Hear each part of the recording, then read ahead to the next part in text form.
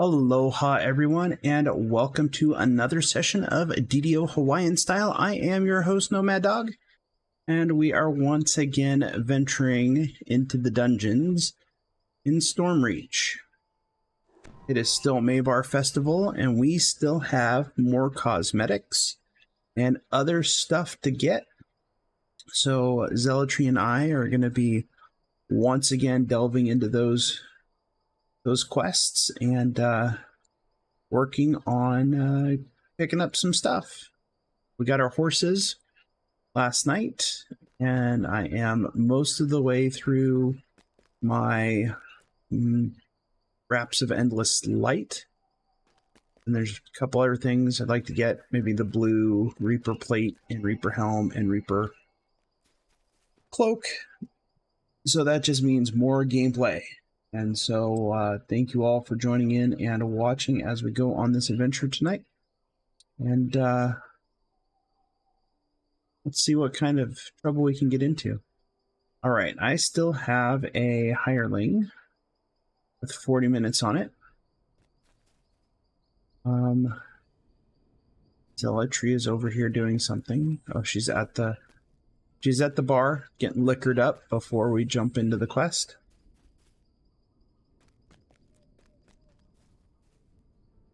As it's been one of those days.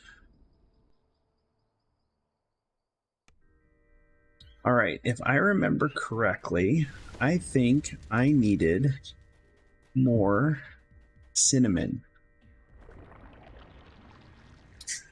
I do want to double check. Page 5 for the hand wraps. Do you want to look at exactly what you need and just do those, or do we just want to do a round of everything? We could do a round of everything. Let's start off with a round of everything and see what I need after that. That works for me. All right, so let's go backwards this time. Let's go counterclockwise. So we will start off with under new ravagement.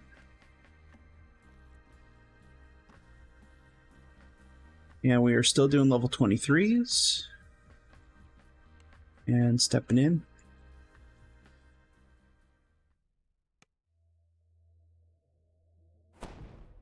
We summon to higher.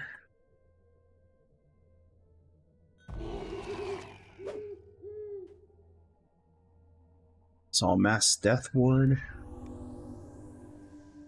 And I'm going to talk to the dude so we can get started.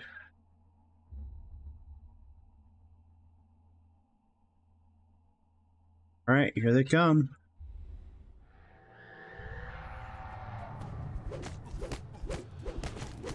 Down before they can even spawn.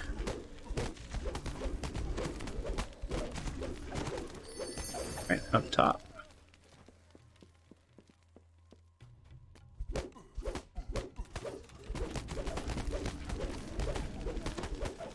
Kill some zombies. Drop back down. Kill these things. Oh, I'm helpless. Not anymore. Okay. We're good. I'm okay.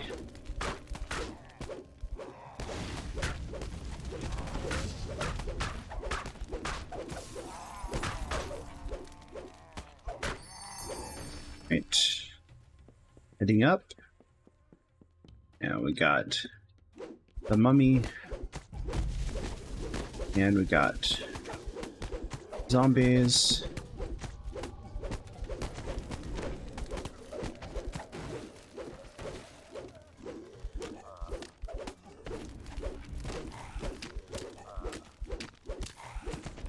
Think I can intimidate the zombie? That guy at all.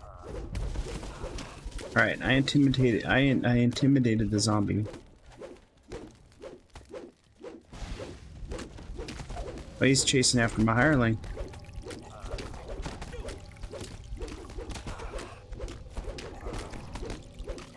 It was a slow day. Don't die, Zealotry.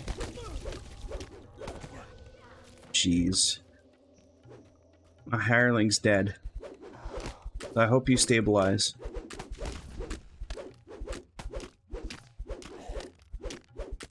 right, so this is turning out well.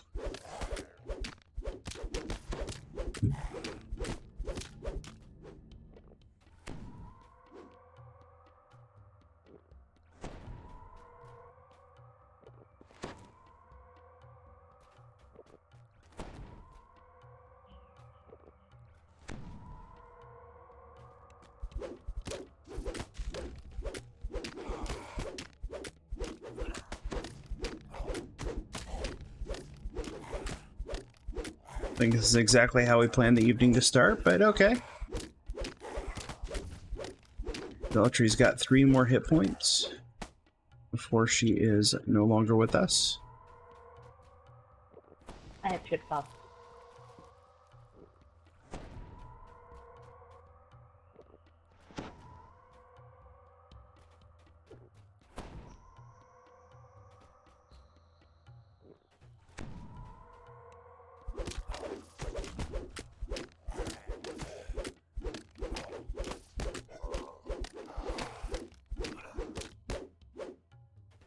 Away.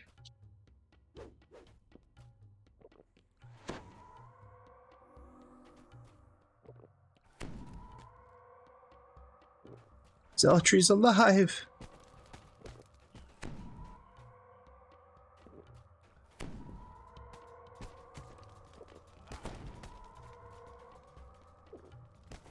Alright, so this is what we call kiting. This is a technique used to avoid taking damage and healing yourself while someone is on you. I have taken con damage and I have taken strength damage. I'm going to take a less restoration pot and drink another one. There we go. First removal, disease removal, more hit points. Why do I have Mummy Rod again?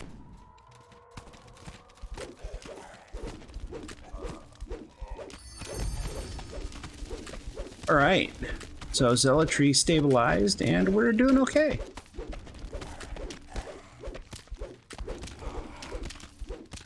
And we are going to be victorious. We win. Break stuff just because I'm angry. Alright, let's talk to Maxwell. 23 spooky almonds.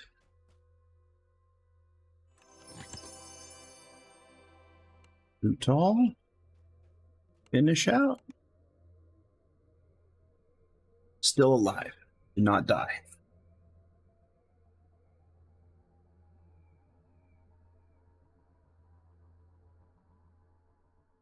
However, I want to go repair stuff. I think that's actually not a bad idea.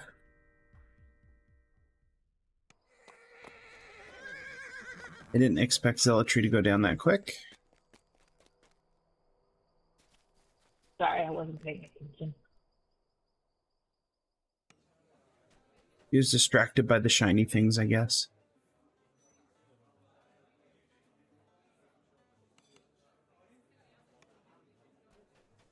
Eight. Good. Did not have anything broken.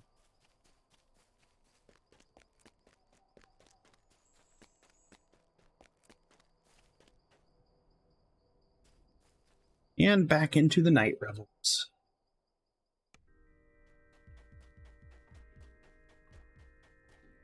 Starting on the second quest. Here I step in. Oh, hold on. I got Mummy Rot.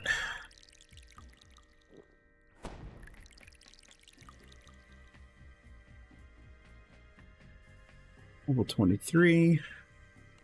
Get some more spooky almonds. Summon D higher.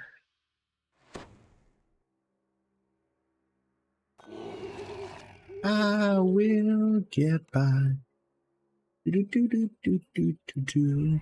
I will survive. I will get by.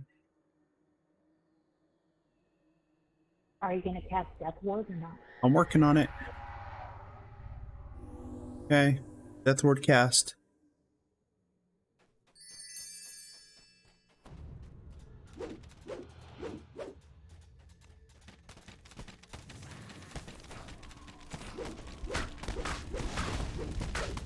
Going to eliminate all these.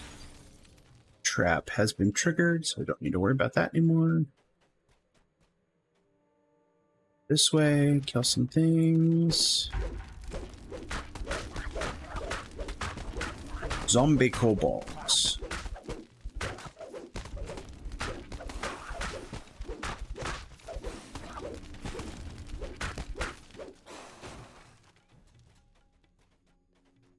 Okay. Killing Kilk. I guess that's how you pronounce it.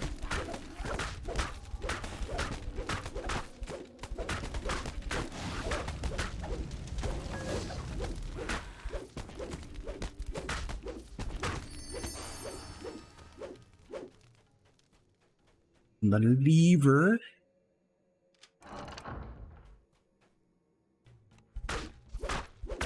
Here we are once again with our friends, the zombie kobolds. Look, I really think they're just misunderstood.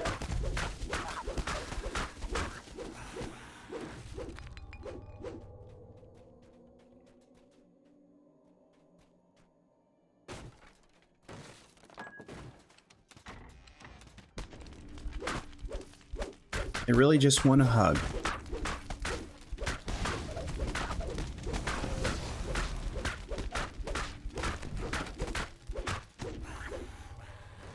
I mean, they do remember the waterworks.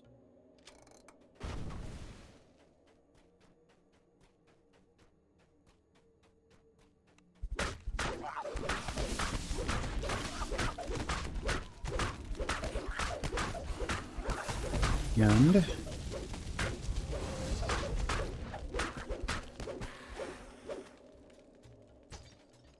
dead. I'm in here.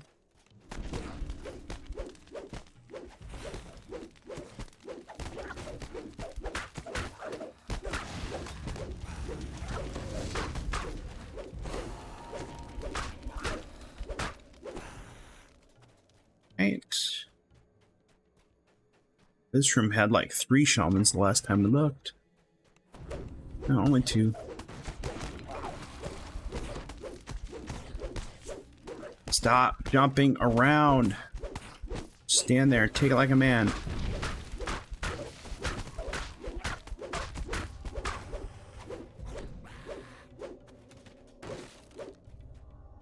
All right. Lever pulled. Oh, I can't go. Can't do that. Can't go get the badge for the guard. I'm not in this quest anyway. Yeah, it's another flavor fail. Should have been an optional to go get the badge.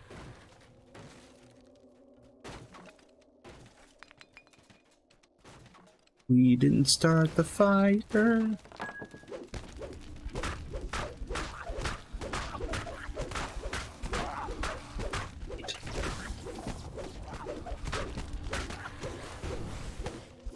So I do think there is a song for every occasion. And I believe my wife agrees with me. She just doesn't want me to sing.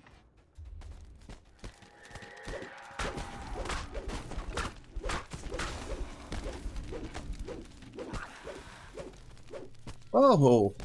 Whoa, buddy. Play barrier? What the heck?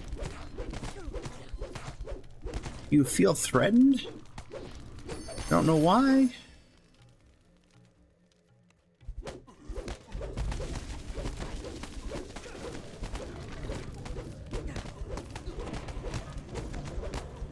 Alright, this run has gone a lot more smoother than the last one.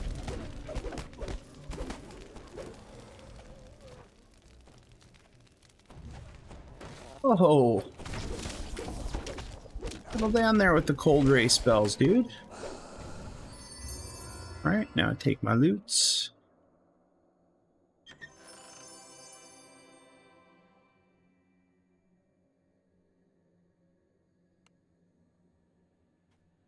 Finishing out.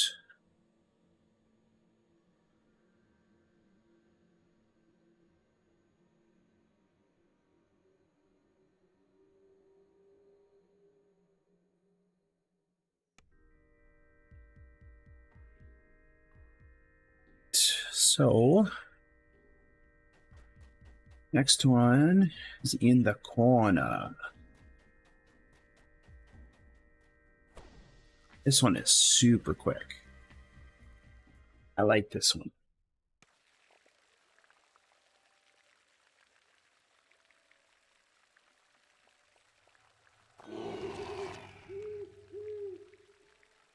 All right, Death Ward.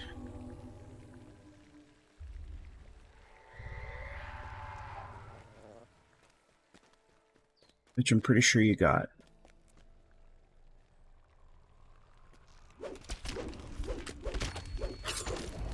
What? I've been wounded. Die, skeleton.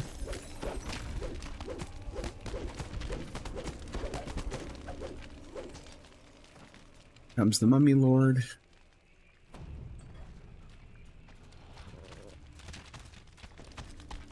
Why are you lying down, buddy? I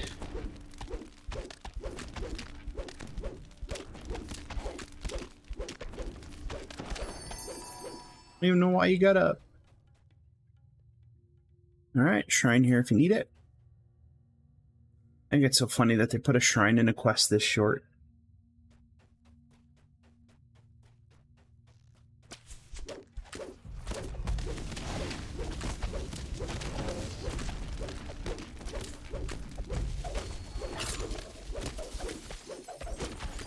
I try to run away. No, you can't run away.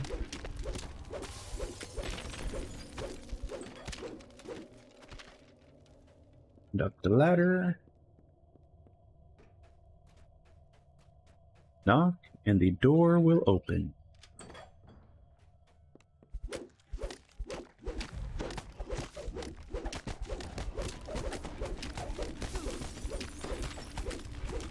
Oh, wow. Thank you, Art of Paw. Hope everyone is having a great evening.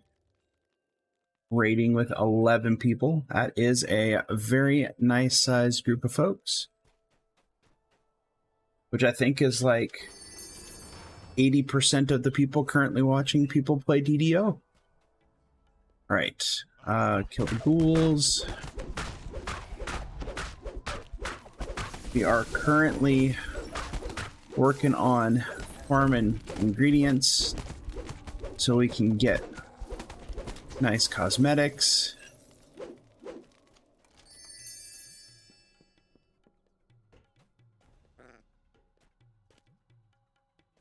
And we go this way.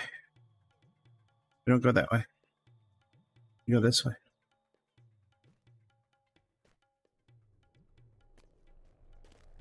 Gotta kill Roderick. Poor guy. Alright, so I'm sure most of you know the story about Roderick Nettle. If you've ever done the Snitch. And it's really sad when you think about it. This guy put all of his faith in a wand that he thought was gonna get him all the power he wanted. And then he gets killed. And now he comes back undead. Aloha, Lord Zavon.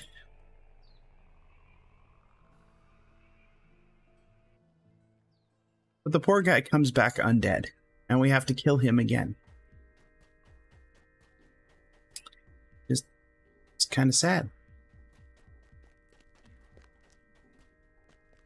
So we are just doing a round robin of all these for more ingredients. There are specific things I'm looking for. I'm working on a set of wraps of Endless Night. So in my higher, I'm trying to get the wraps of Endless Night up to level 28.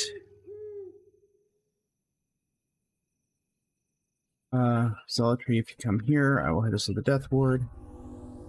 And I'll rage this, and I'll talk to Doris. Alright, Doris, we got it.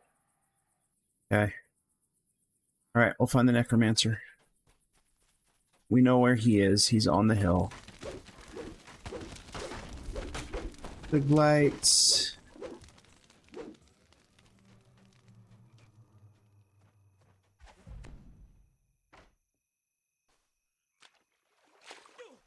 Oh, I'm gonna swim. Too short to swim. Water's too shallow. But I do like... I have not read what Doris says in this quest. But I do feel that Doris is misunderstood. And doesn't get the respect they deserve.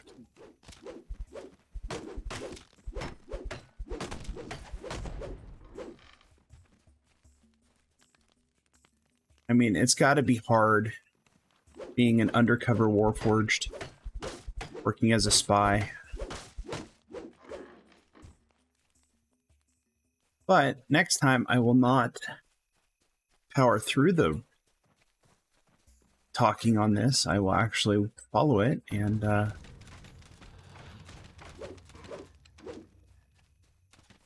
see what Doris actually says.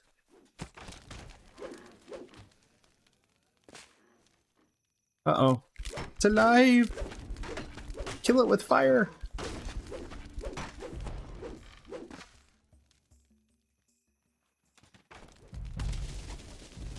Hit me from behind. Something hit me from behind. Can't see me, I'm hidden. I'm invisible. We went. So we gotta go kill the giant pumpkin.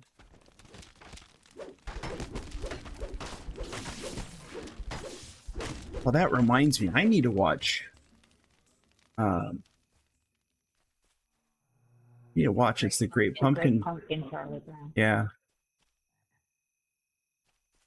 About time to watch that again. Alright, good to know. I will read it because, you know, slay more minotaurs.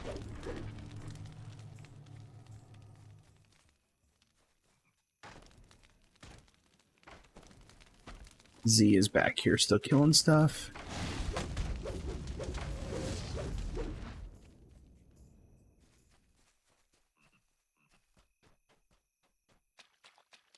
Alright, let's kill the Great Pumpkin.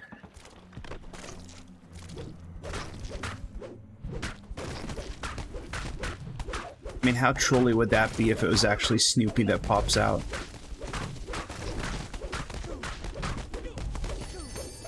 I don't know if they would be able to get the rights for that. That'd probably cost them too much. Oh, there's a chest here. I never knew there was a chest here. I just got junk loot, but that's okay. Now I'm gonna go jump on the ballista. Ballista.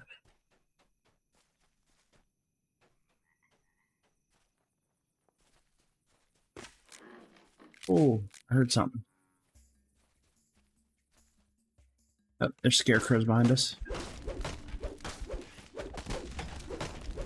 That's right, I like pain. Because I'm a sucker for punishment. I'm a barbarian, of course I like pain.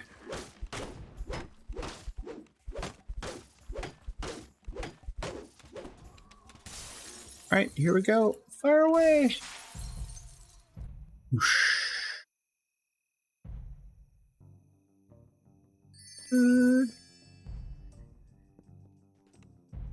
Right. They bring Marinor to me. I need a heal. Actually, I just need a rage.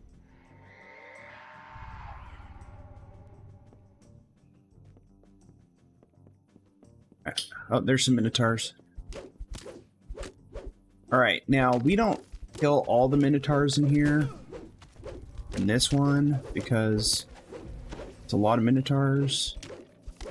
I mean, if you really think about it, this is all our fault. Because we killed all the minotaurs before.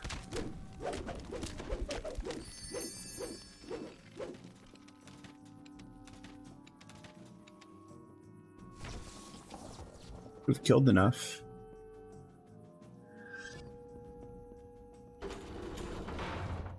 Open. Alright, stepping through. And it's dark. And we're gonna kill the shamans first.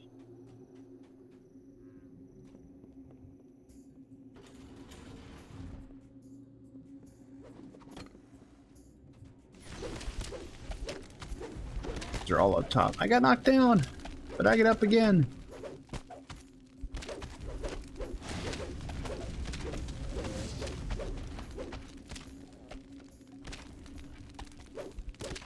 Let's kill you.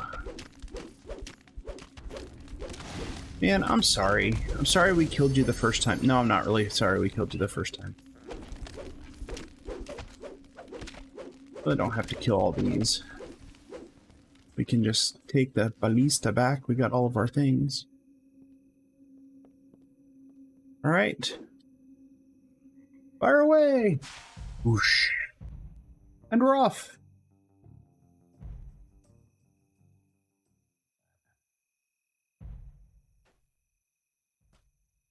Yes, I am 24 followers short of affiliate.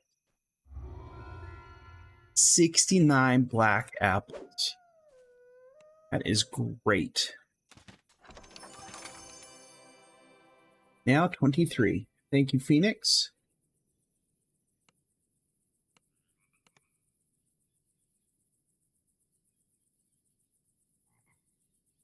Zealotry really loves the fact that she got her 5,000 favor wings, because it is all about her loving wings. Ever since we first started playing DDO, it was back in 09 when it went free to play, she has had this obsession with having a character with wings. And she was always kind of sad because all the wings were never really permanent. All right, good night, Lord Zavon. Have a good evening. It's only 7:30 here, so why are we in on level 16? All right, I'll wait for you to come out. I'll reset.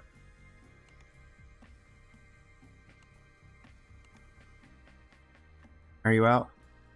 Okay.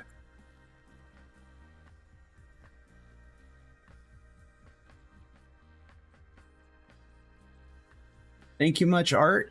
Appreciate all the emotes. Reset. Level 23.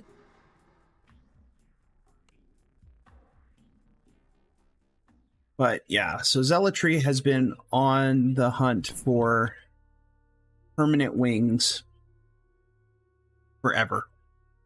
I don't think she ever got the Reaper wings. Those aren't really real wings.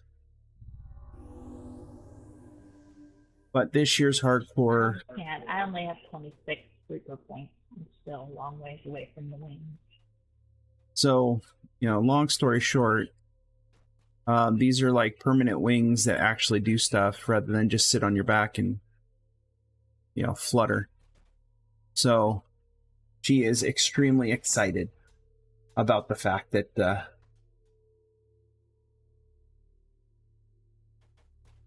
that she got wings. Right, smash some pumpkins. I worked for these. Yes, she did work for the wings. It was a slog for her sometimes. I did not get to 5,000 favor. I'm what we would refer to in the game as a dirty casual. I don't play often, but I play often enough. Just, I don't know if I have enough to do 5,000 favor. That would be, that is putting in the work. And the fact if you die, then you're just done. Well, I mean, you have to start all over. I ran with one guy on hardcore who said that he was on his 27th attempt to reach 5,000 favor. I'm like, That's some work. 27 attempts. So my goal was 1750 favor, level 20. So I actually achieved that this past weekend, which I was happy with. I got the key.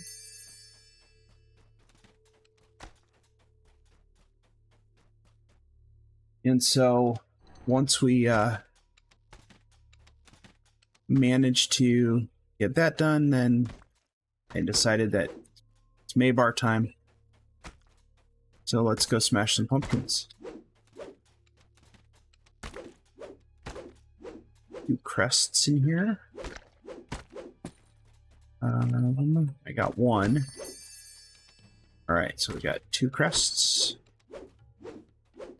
Kill this pumpkin. Oh, that one moves. Oh no, it's a shadow. We gotta kill all these shadows.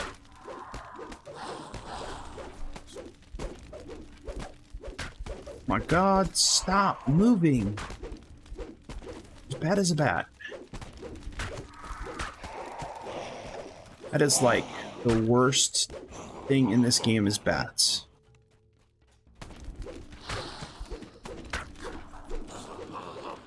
Right, I think we got all of them. I missed it. Missed my jump.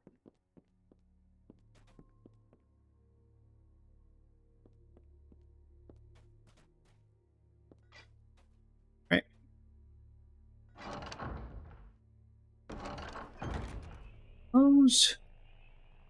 It was weird. The other night when we were running this, I actually got stuck in the door.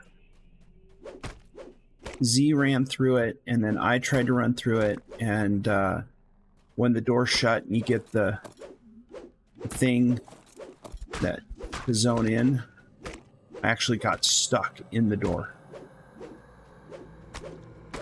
Sucked. But the good thing is, we do have slash stuck to get us out of those sticky situations.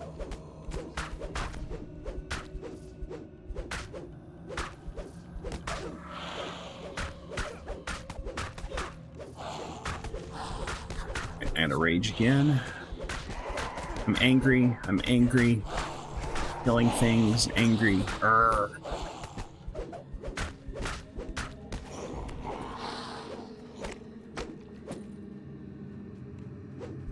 I still think we should get points for the animated pumpkin kills.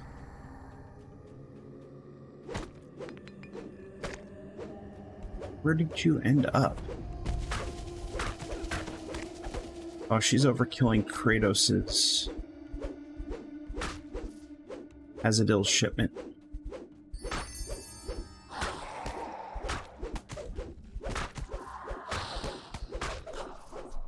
Right. Still got 72 more pumpkins?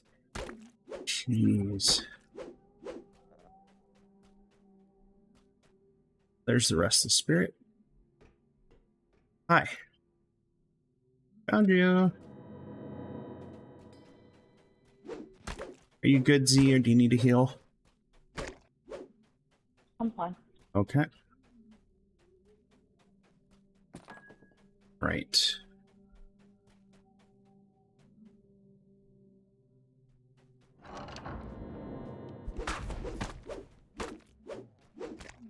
I swear these pumpkins were not here when I ran down this hallway.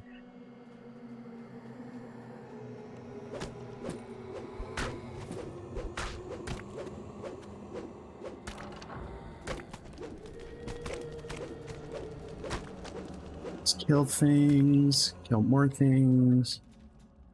That is... What I love about this quest is it is a rehash of one of the worst quests in the game.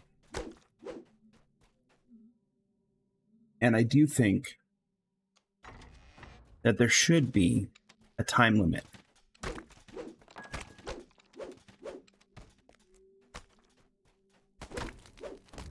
I think we're killing all the pumpkins first. Uh-oh.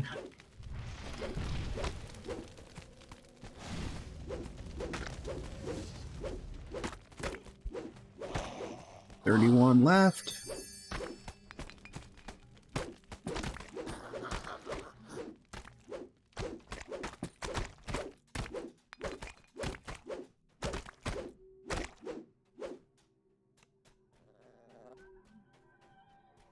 One's up top. Oh, ladders. 8 ladders in this game. I do think... Voices. 72 black apples. I have not pulled the lever yet.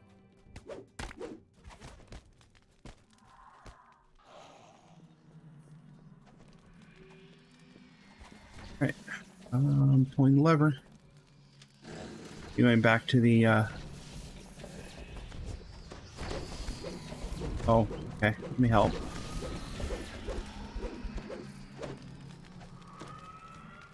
Alright.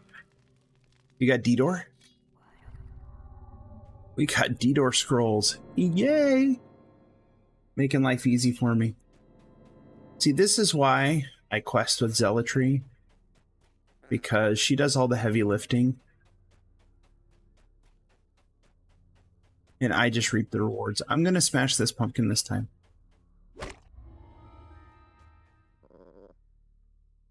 And I'm going to get my loot, which is just vendor crash.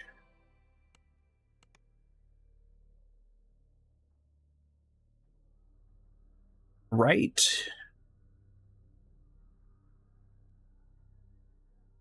I don't know if I've gotten any keys running through here. Nope. 6, 7, 8. I got 8 keys left. Look at all these people. How many people? Alright, so we did smashing pumpkins. Hey, weird. Do you want to try doing this by running?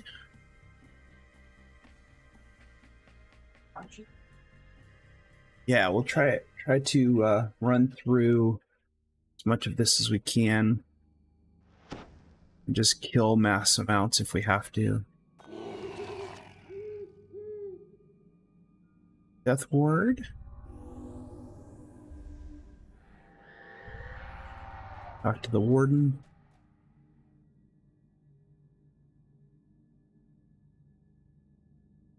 Right.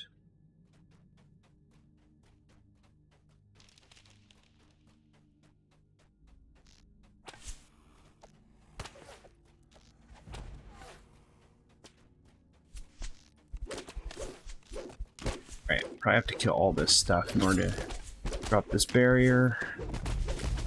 Stupid skeleton archers. Oh.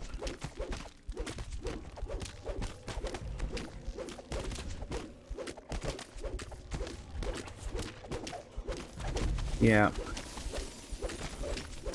Alright, got it. So we're kind of figuring out fastest way to get through this quest, and I've seen people run through, but apparently we have to kill all this stuff to unlock this. Not everything. Everything in that one spot. Alright, so here, run past this. Yeah, I think this is the spot where we're gonna jump.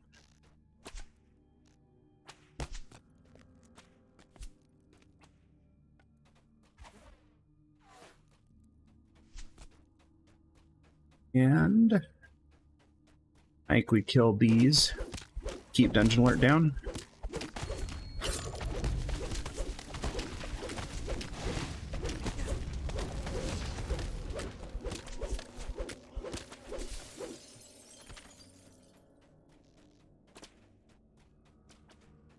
Yet that I have this.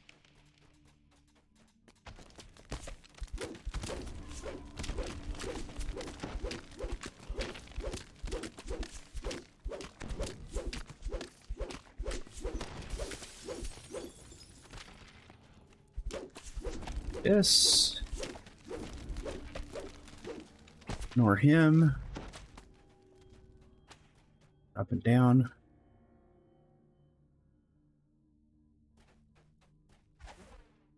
And you got to kill him. Or, wait, where's the... Maybe not. No, we're good. Yeah. This way? Yep.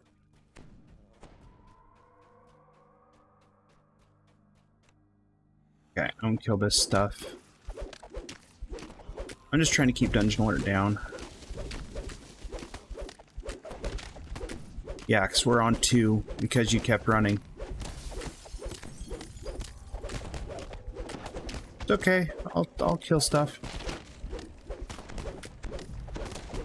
You go disable the traps.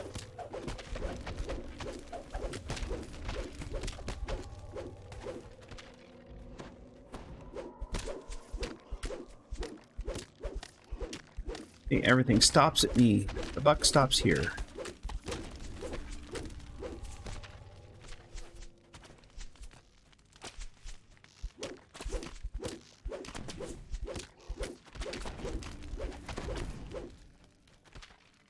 This way.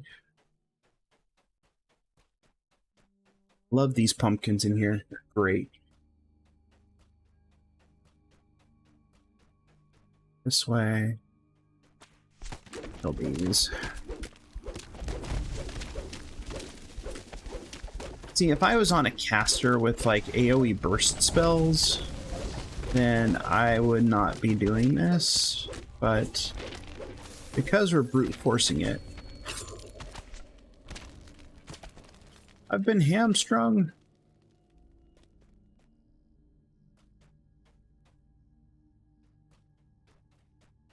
Stephalar. Hello, Lord. Oh, how many neg levels? Just one? Oh, it's con damage. Okay. That's fine. Biggie. You give me. Hit by something. Hit the rune. Right here. And off we go.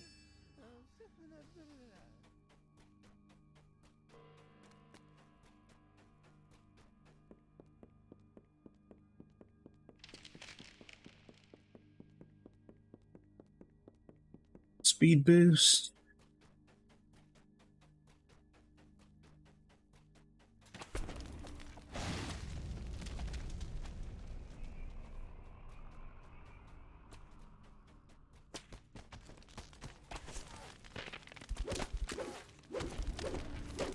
Did you just run past all of it?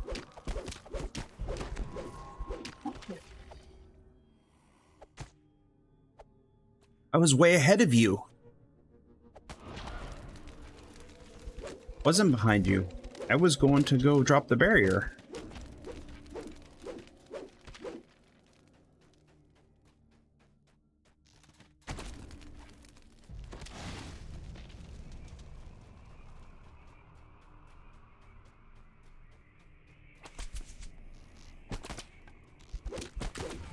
I'll kill some stuff. Keep Dungeon Alert down. I gotta rage again.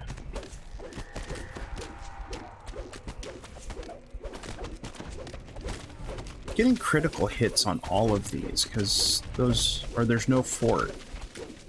Am I bypassing fort on some of these guys? Maybe?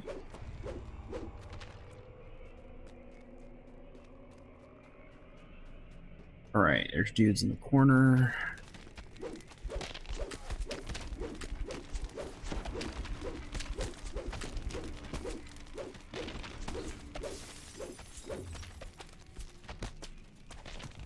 Don't worry about those. I don't think there's any guys in this corner.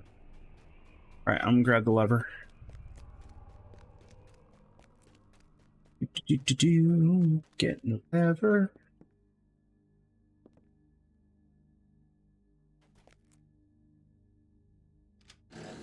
Barriers are down.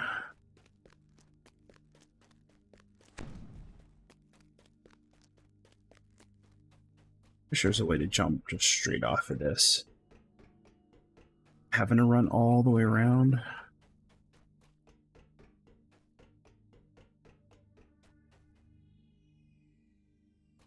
Activate the fourth ward. After we kill the weep, I believe.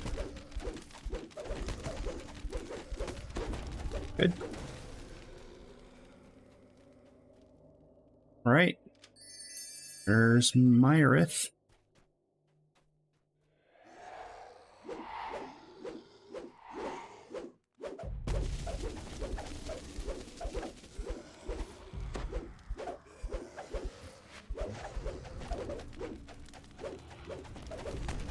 Zealotry does more damage than I do. Need to find her one of them items that eliminates your your threat.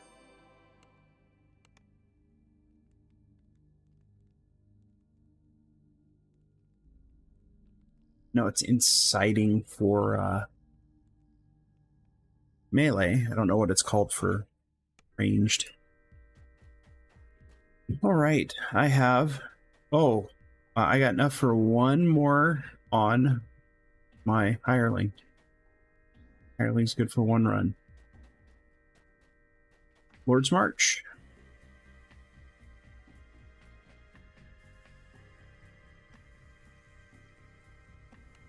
All right, stepping in. Level 23. All right. Oh no, he expired as soon as I stepped in. Think we're gonna be okay?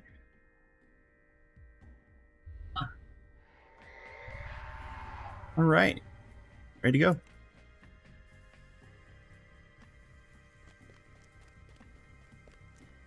Guard. Hello, guard. All right, check out the library.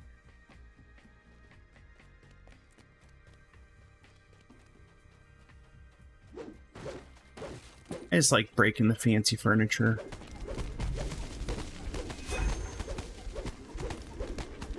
They don't know where I'm at. You can't find me.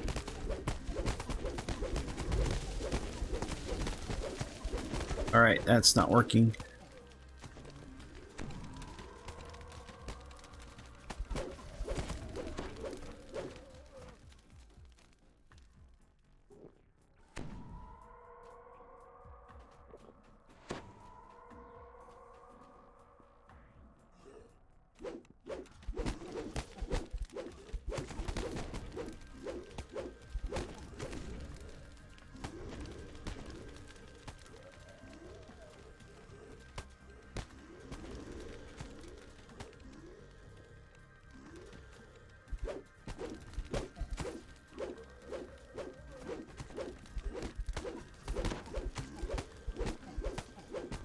Okay. It's a little better. Not getting hit as much. Right. We just carry on.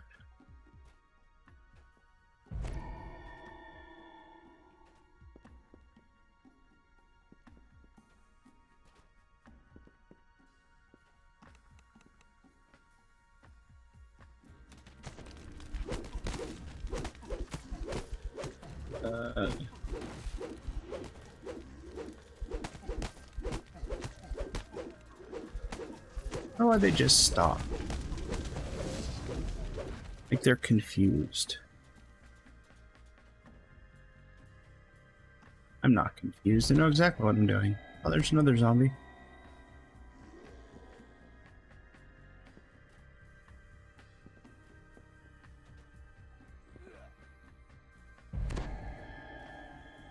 Oh, I vaulted over.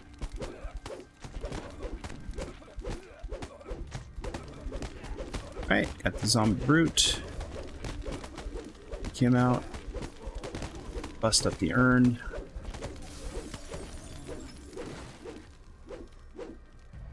Smash it. Alright, we'll just run back the same way.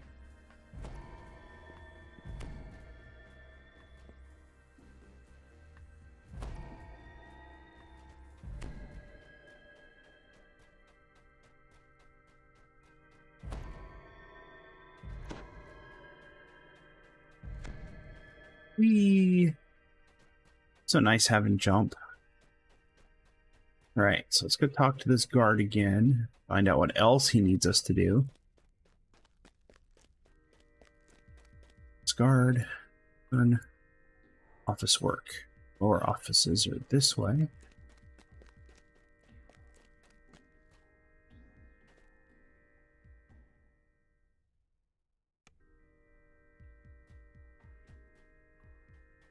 Beltry, you good? Hit point wise?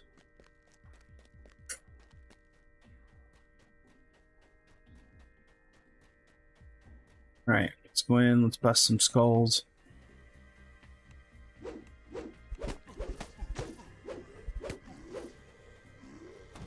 Stock.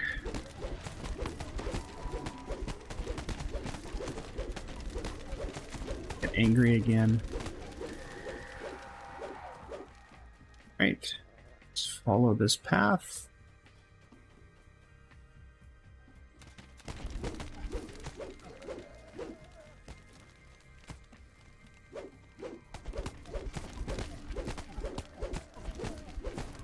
Wow. Everyone loves her.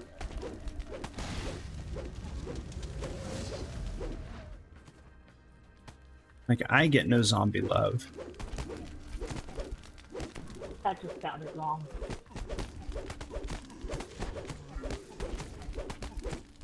I mean, they're just into me for my brains.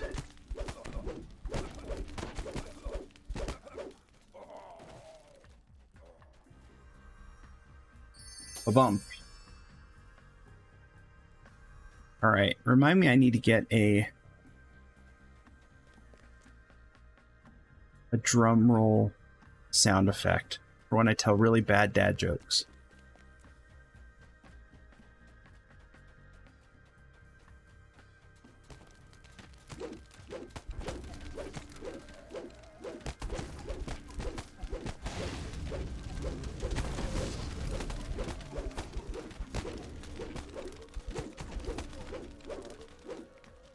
These guys to death.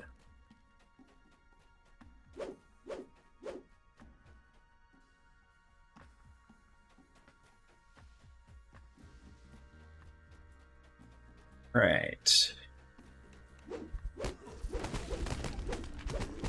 Or random death. You want to get to Zealotry, you guys got to go through me.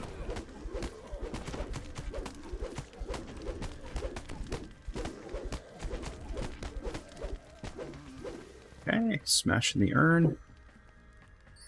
Urn is smashed. Chest here. Really crappy loot. And back to the guard. Back to the guard.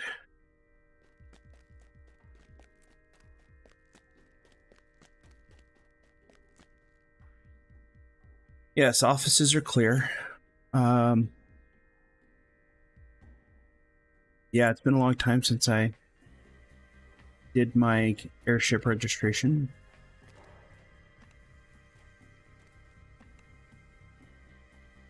To the plaza, this way. You need a shrine? Okay. Moving on. We go right first.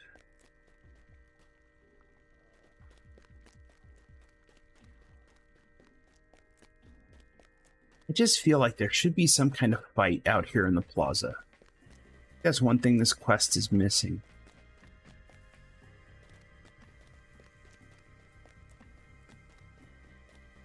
Right, destroy the urn and the registry. What they need to have is some sound effects of you having to pull a number, and then they call your number. They just start calling numbers and you're like way at the end of the line. Just like the real DMV. You must want to watch Beetlejuice again. Yes. You know what? That's another good Halloween movie. I think I need to watch Beetlejuice. It's been years since I've watched Beetlejuice.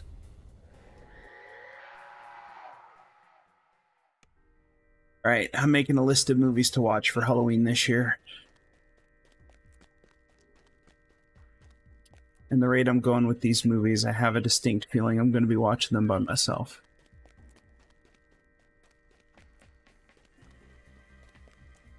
Well, I think my favorite Halloween movie is which one with Sandra Bullock? Practical Magic. Yes, the magic. All right, so for those of you in chat, do you have a favorite Halloween movie that I should add to my list?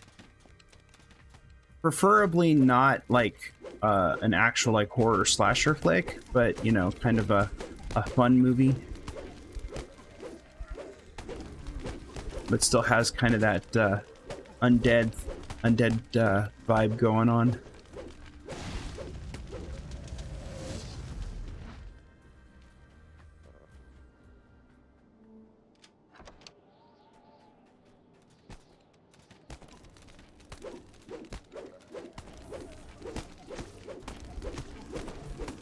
Because I would be totally down to watch some really bad vampire movies. Well, actually, I don't even have to be down for that because we own most of the really bad vampire movies.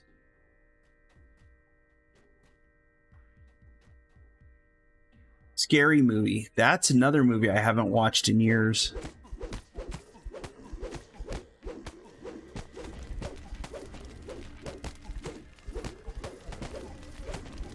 That's one I haven't watched in a really long time. Probably because I'm not really into the genre that is called women just being stupid. So like I said, most of these movies I'm probably going to be watching by myself.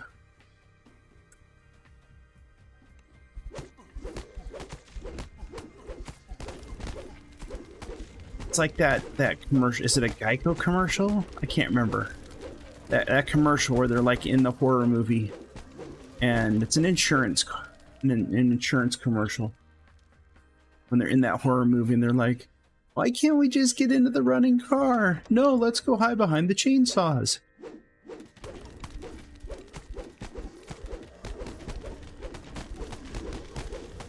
The Scary Movie. I can add that to the list. The other day we watched Blade 1 and 2. So we still have Blade 3 to watch. Oh, that's a lot of undead.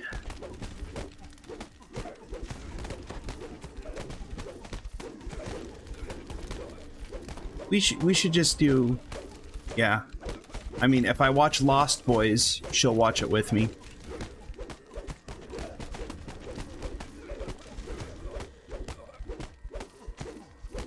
Just keep running, Z.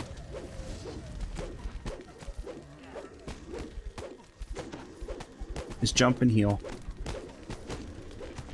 Don't worry about shooting stuff. Just keep yourself healed. I'm fine. I'm fine. This is fine.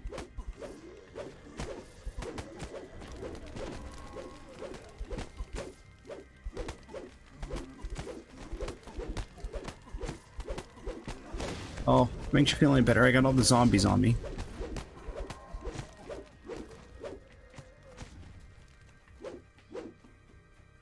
Just need to swipe them once. Oh, I got the kill. That is what we call kill stealing. Underworld is another great series of movies.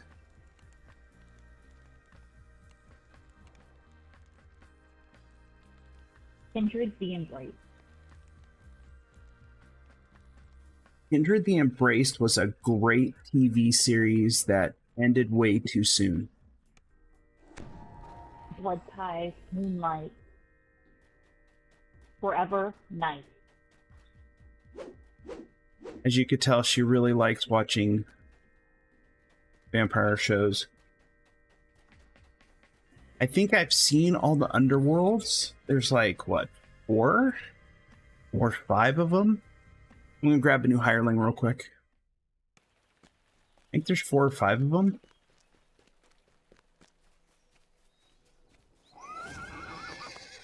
Underworld's great. But yeah, TV shows, we actually own a lot of. We actually only have half a dash left. Well, we want to do more after. We want to do Eternity because I want to get scales. Oh, that's right. Okay. Yeah, I figured there was 4 or 5 of them for Underworld. But one of the shows that Zealotry mentioned, Kindred the Embraced. It was actually based on Vampire the Masquerade. And it was set in San Francisco. And so it lasted 1 season. The guy who played the main Ventrue vampire, the Prince of the City. The Prince of the City. The actor actually died in a motorcycle accident just after finishing the first season. And so that series, of course, did not continue after that. But that was actually a really good series. I played Vampire long time ago. And had a lot of the, City by Night resource books. So it was interesting, and I liked the story, the way it worked. It's just an all-around good show. And it was sad that he died so young. All right, entering on 23. Probably don't even need the hire for this one. Okay. Raging. Magic Fang.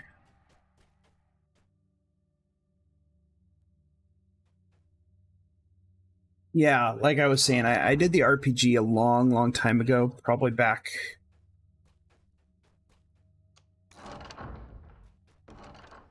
late 90s, early 2000s.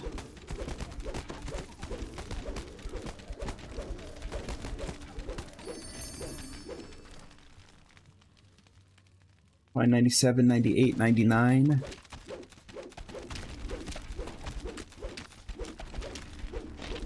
I like the storytelling aspect of it. I think that's what I liked most about Vampire the Masquerade.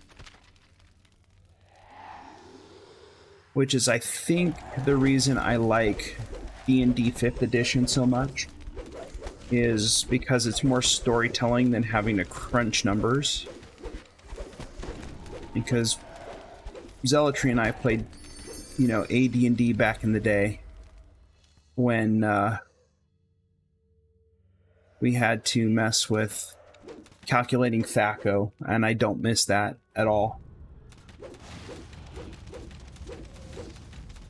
Your percentage chance of doing stuff. That I kind of liked.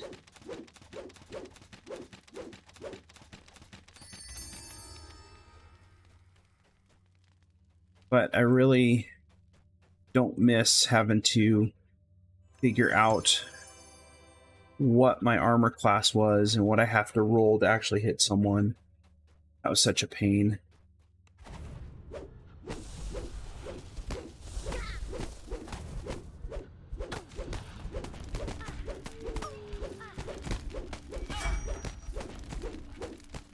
I never really played 3.5.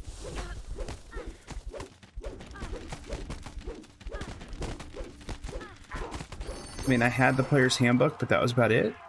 Actually, I think I had the player's handbook for 3, not even 3.5.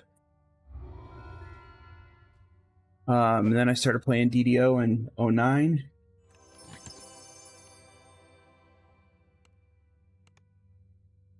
And this has been no longer 5th or 3rd 3.5. It's a lot more custom stuff now. Yeah, I could see where some people think that 5th edition might be too simple.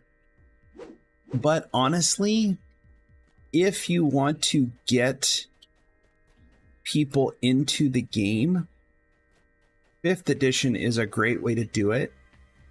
I've been DMing for a group of kids. We started off between the ages of 9 and 11.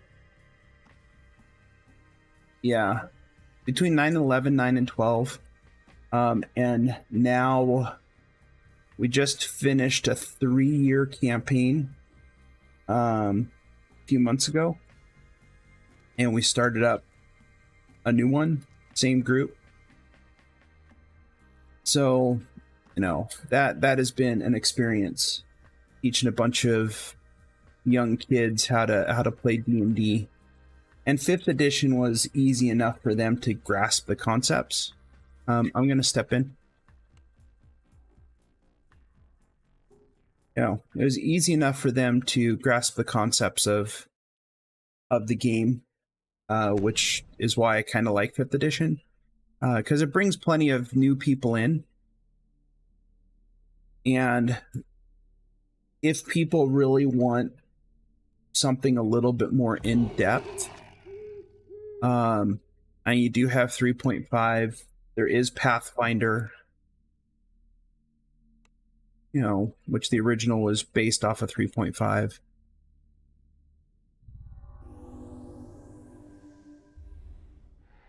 There's a lot of different things that people can do. Yeah, but I've enjoyed 5th since it came out. I got way too many books. If I showed you the bookshelf behind me, that's not even half the books that we actually have.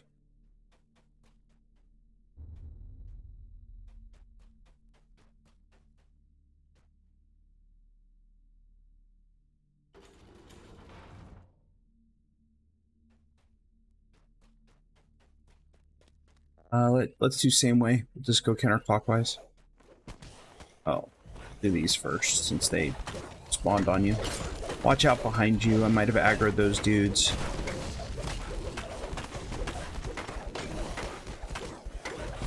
But I mean, I got a guy I know who is a teacher at one of the local elementary schools. Elementary or middle school, one of the two. And they actually have a D&D club. So they're actually doing adventures regularly. Last time I spoke with him, he said that they were doing Ghosts of Saltmarsh. Which, you know, seemed interesting for a group of kids.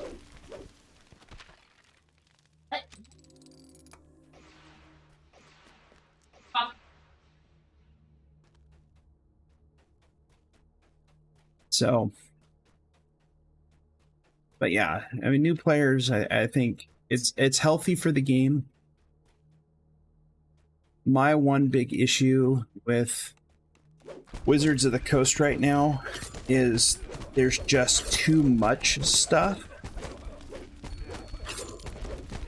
And it's not just D&D, it's like Magic the Gathering as well. There's just too much product. D&D was putting out, or Wizards was putting out maybe 2 to 3 books a year for 5th edition. And now we're up to, what, 6? I think this year... Okay, I did go. I think this year we're going to have about 6 books that are going to be out. Which is just... It's just too much. We decided just to stop buying books. It just wasn't worth it. Because I have enough adventures to get me through the next, 100 years.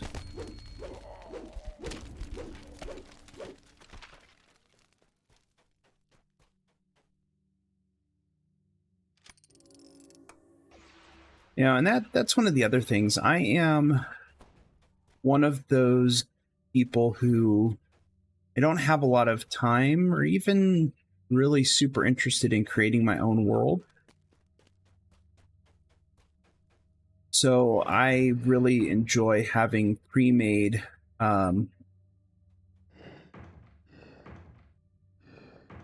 content. that I can tweak how I want to tweak in order to run the adventures I want to run. No. But I do know there's plenty of people who are really interested in world building, and it's just not something I particularly want to do. Should be good. All right, I'm just gonna pull it. Okay. Let's go kill the dragon.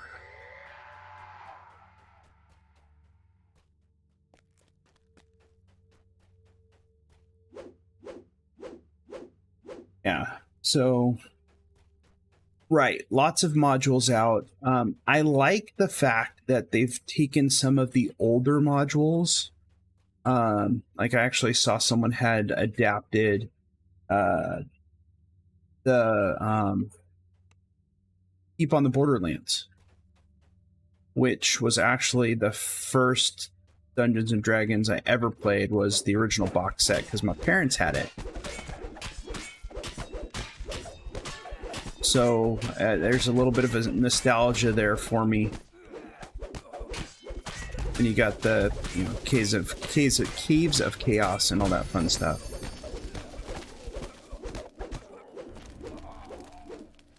But yeah, there really is just a lot of stuff out now. And it's just gotten to the point where there's just too much. Knockdown.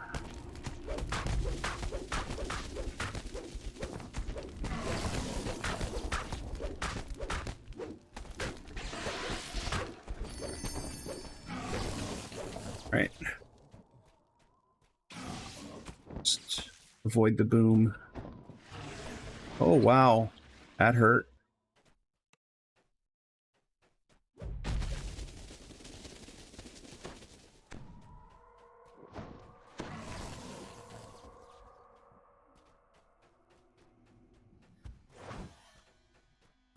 Yeah, we just can't do anything to him right now.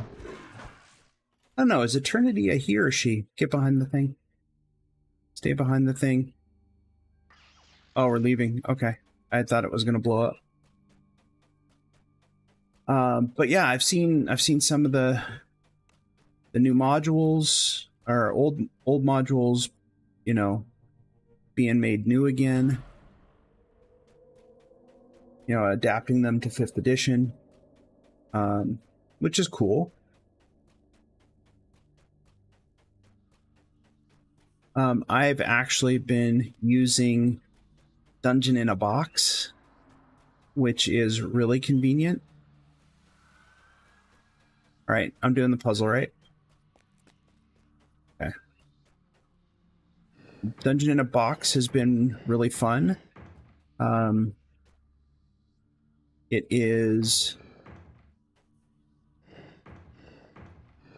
it's a pre-made adventure that is set up to do just about anything you want. But it comes with battle maps and minis, and along with the minis, you get dungeon tiles. Dang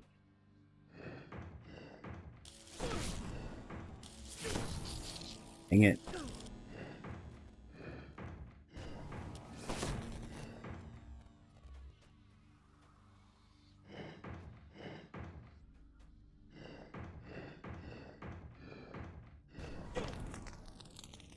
So Dungeon in a Box is something that I've enjoyed using.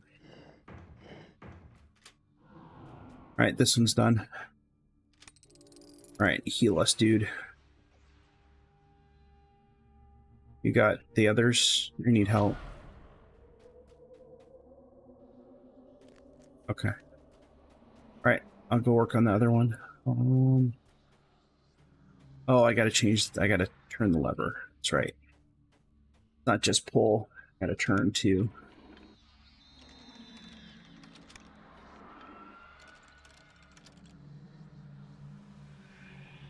Yeah, that's what I'm doing.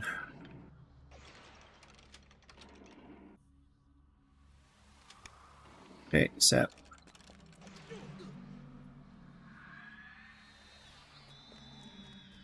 All right, should be good, yeah.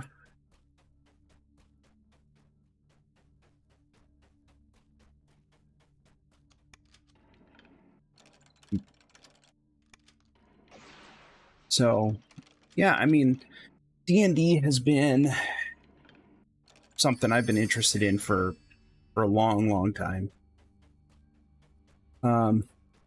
What's funny is what actually got us into DDO was the web series that Felicia Day did called The Guild.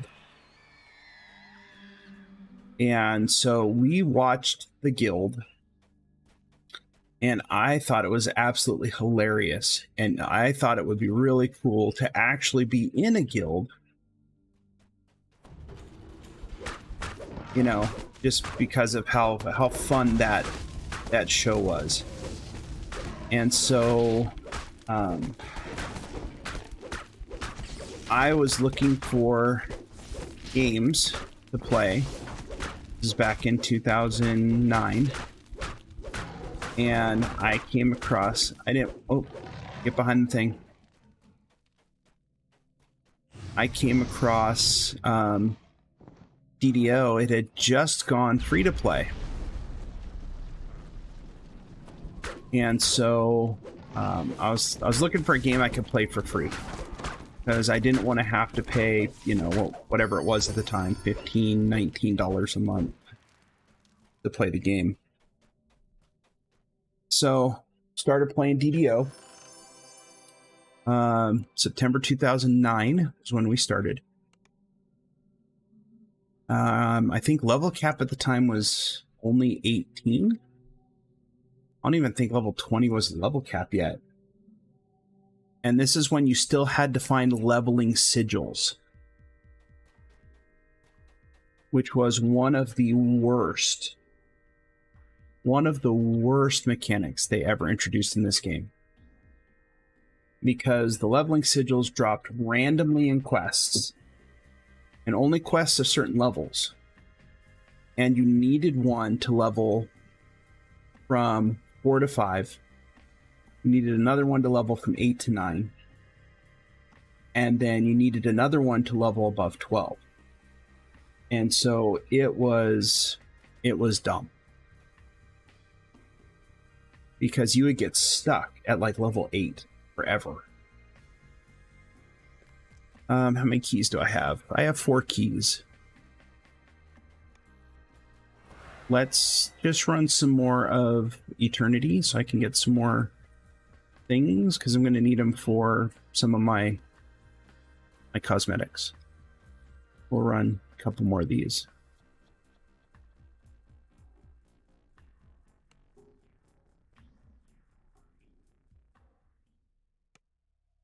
So yeah, that's how Zealotry and I got into DDO back in 2009. Was I found the game and just did a Google search.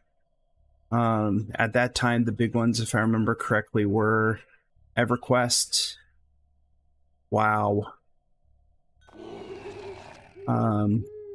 Asheron's Call was still around,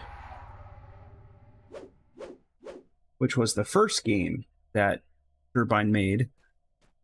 So Asheron's Call was around before DDO was. And so these gargoyles are right here. We're going to have to fight them.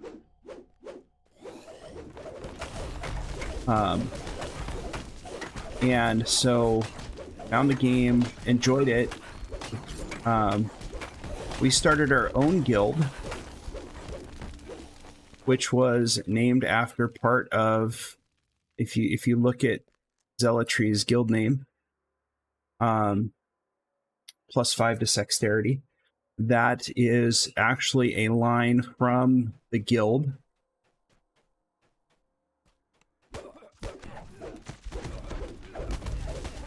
And decided to make that our guild name.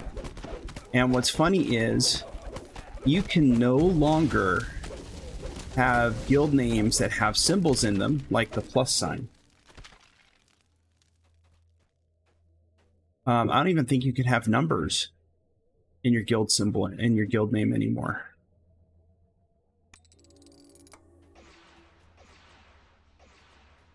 And so we have been lucky to be able to keep that guild name, and I would love to keep that guild name until the game completely dies.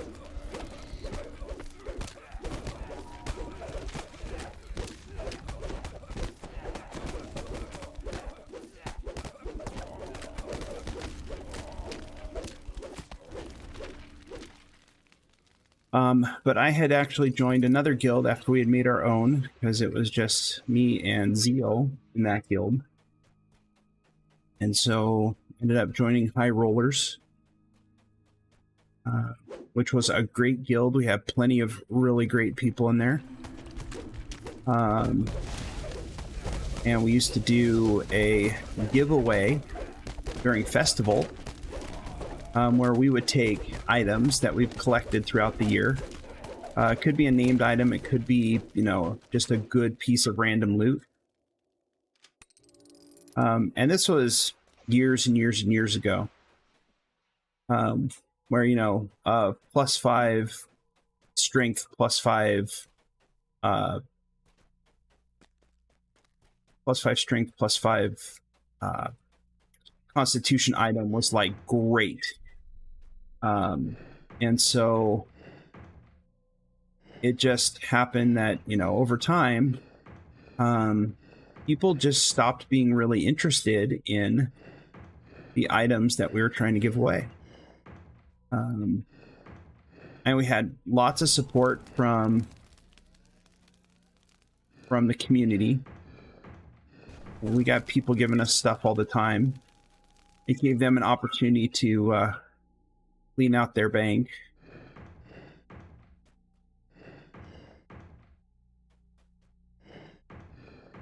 But over time, you know, people just weren't happy with the loot we were trying to give away. And we're like, okay, fine. People don't want the loot, then we just won't do festival anymore. Which was sad, because that was a fun thing to do.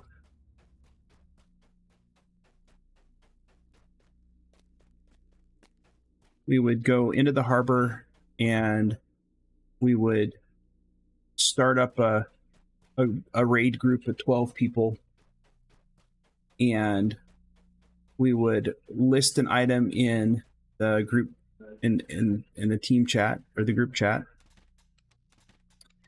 And after we listed the item, people were interested in it. They would roll D100, and whoever won got the item. I think, if I remember correctly, I think we limited it to 2 items per person on any one day. And so we gave a lot of new people gear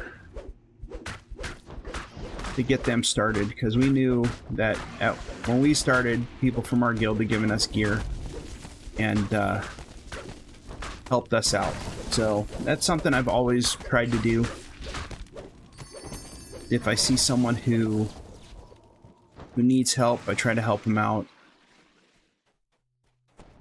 I am not an expert at DDO by any stretch of the imagination, but I know enough of the basics that I can give people hints. And I am a really casual player, but you know, still like to have fun playing. All right, out we go.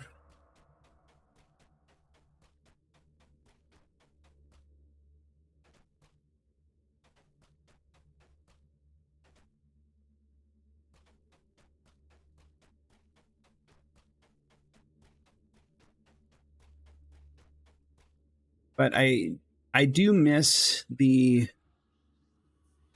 one of the things with Cannith that we've kind of discovered is that number one, the raiding scene is just not what it used to be.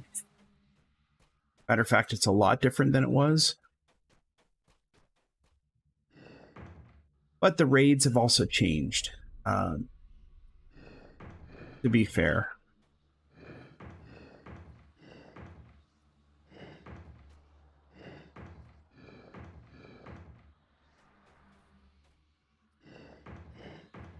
And some of the older raids just don't get run anymore, because they're kind of outdated. You know, so things like whatchamacallit, like Shroud. Oh, I don't know. I cannot tell you the last time I saw a Shroud raid group up on Cannith.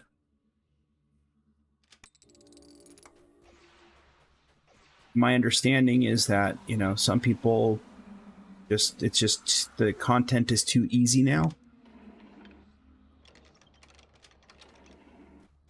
And I don't know if that is that. I know it's a product of the fact that all these newer quests have better items. And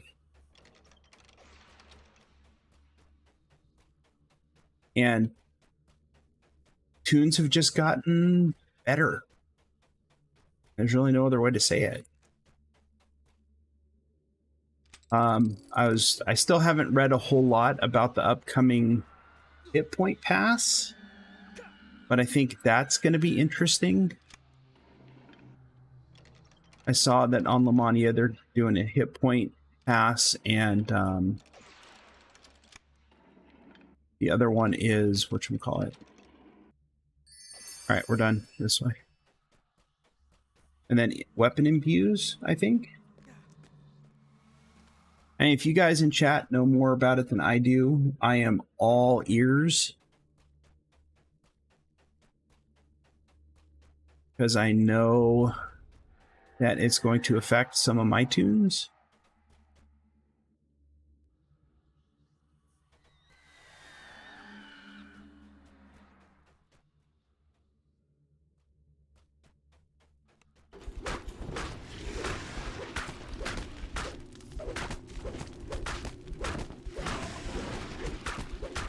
But I just have, I don't pay too much attention to stuff that goes on Lamania. I know there's a couple of guys that do.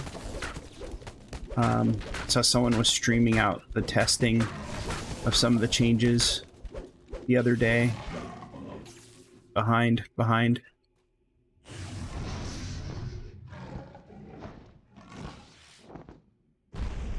So it'll be interesting to see what it's like with all those changes.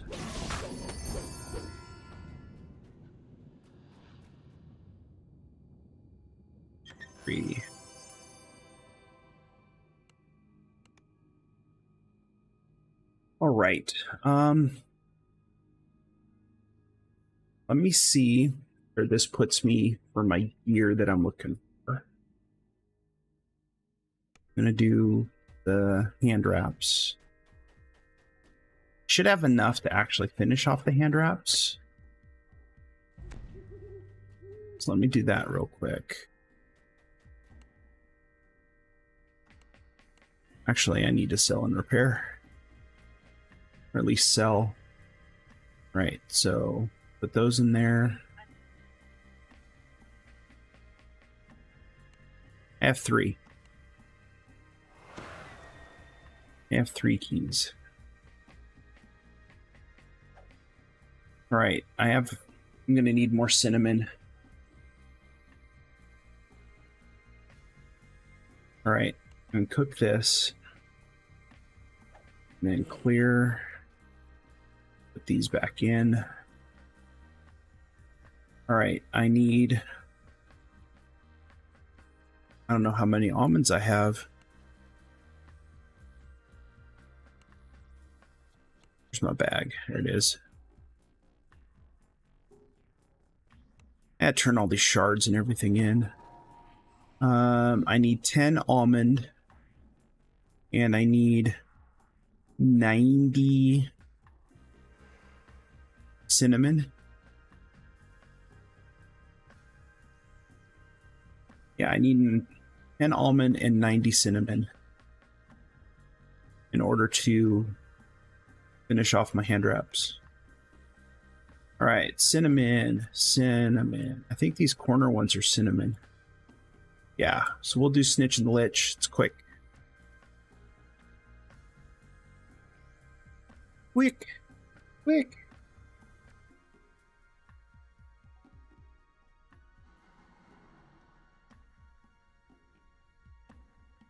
So in general, how does everyone feeling about DDO and the direction it's going right now? Is there enough endgame content? Too much endgame content? Is everyone upset that they're changing stuff regularly? I'm just always curious, because I read the forums and I don't know if everyone's name on Twitch matches their names on the forum. But I'm always curious what people's thoughts are about the state of the game, how much longer they think the game's going to last. And because we're talking, and we're already 16 years in to the life cycle of this game.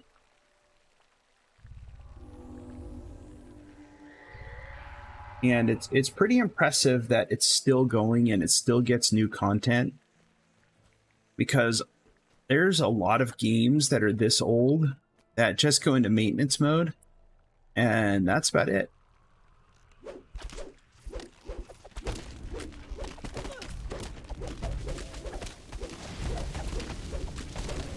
You know, but the nice thing is I will always come back to play DDO, just because it's comfortable. I know how to play it. I enjoy it.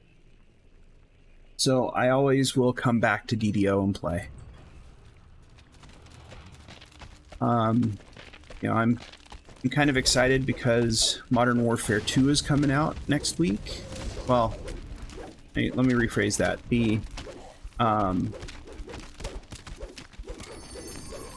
The campaign is playable next week, and then it comes out the following week. But I'm looking forward to that. And my friends have been recommending games to me to play.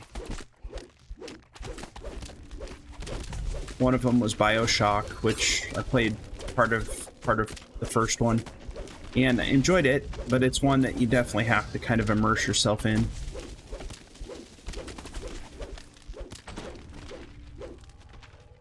Another one is Borderlands 3.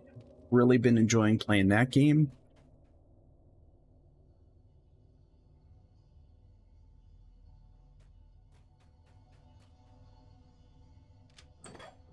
But my wife cannot play first-person shooters because it makes her nauseous. So we play DDO together, which is perfectly fine.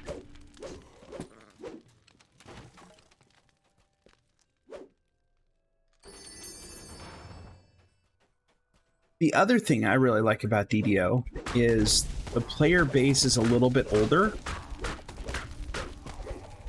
When I say a little bit older, they're probably roughly around my age. I'm in my... Oh my god, I hate to say it, but I'm like in my late 40s now.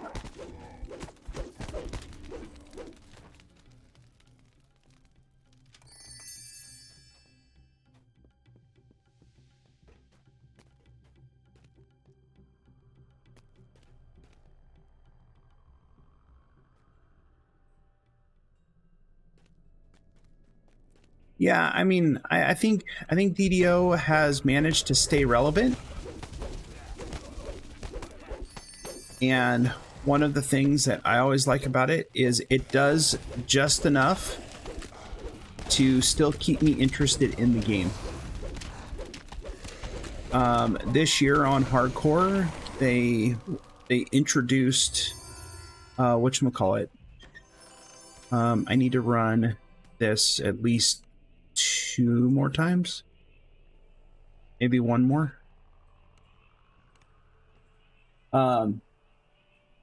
They introduced the archetypes, like Sacred Fist. I really enjoy playing Sacred Fist. I enjoy playing monks, but Sacred Fist makes me feel a little bit more tanky than I do on a monk. I know Zealotry has really enjoyed playing a Sacred Fist. So being able to have different options. This tune here is complete. Complete will never be complete. I started complete. I think it's still in her bio. Yeah. So I actually started complete. First Life Paladin started 11/11/10. And then she didn't start her second life until 11/11/11. So I've had this tune 12 years and still not a completionist because they keep introducing new stuff.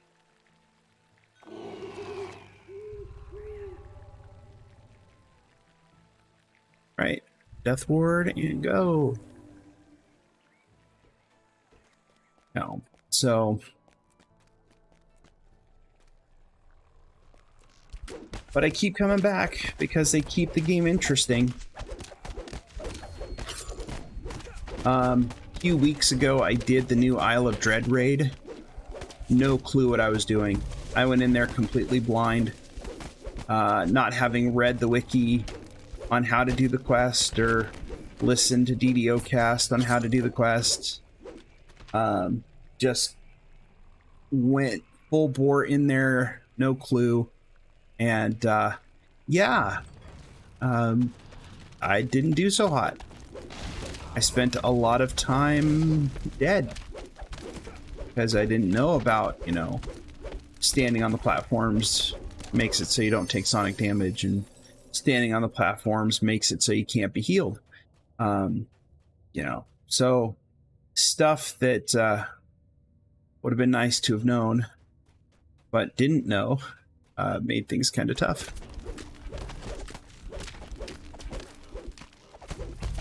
Not to say that I didn't have fun, it was just a different kind of experience.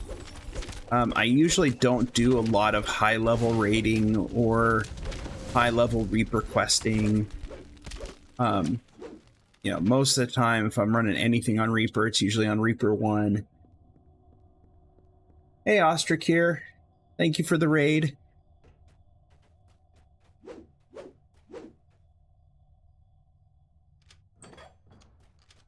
So, I want to say something about Sacred Fist. I really like Sacred Fist. I know I've heard some people say disparaging things about it because it's like a dumbed down monk, but I like it because I'm not someone who likes to have 20 bars on my screen and have all these buttons to push. I'm not that kind of gamer. So Sacred Fist really does make the character play like a monk, but without all of the clicky stuff jumping.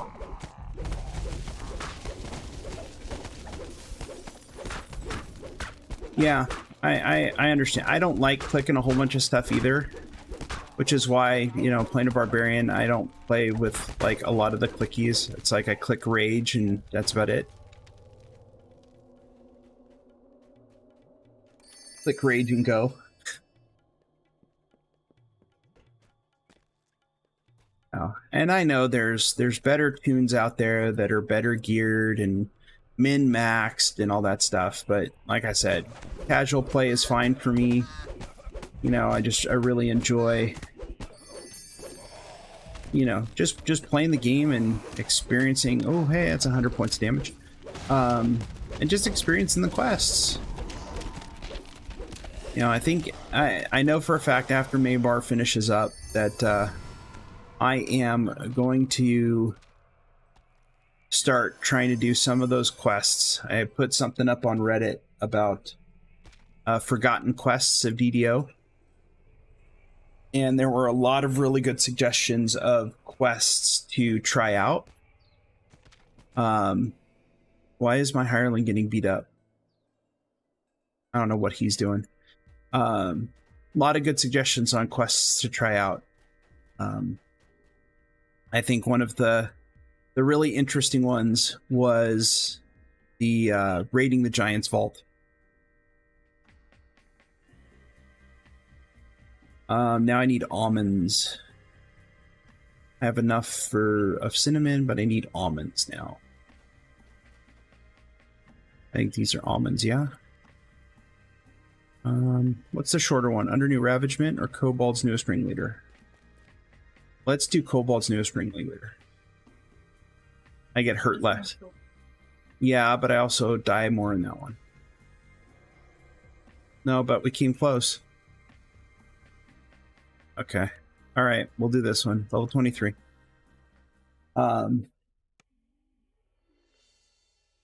was I saying? I was saying something. And I completely spaced. Oh, that's right. Forgotten Quests of DDO and raiding the Giant's Vault. It's amazing how many people have never even heard of that quest. It's a level 19 solo quest is what it is. And it is out in the Dreaming Dark chain, which is the second part of Inspiration Quarter, or Inspired Quarter. Part of the second module that they released once DDO went free to play. First one being Inspired Quarter, the second one being Dreaming Dark. So it's an old quest. Level 19 solo. So that is one, I think I've only run it once or twice. And I would not be surprised if I had only run it once.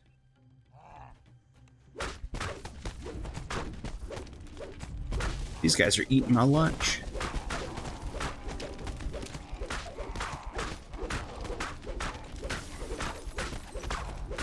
Oh, did he come down? Or is that, where'd that mummy come from? Was it? Okay, now going up top.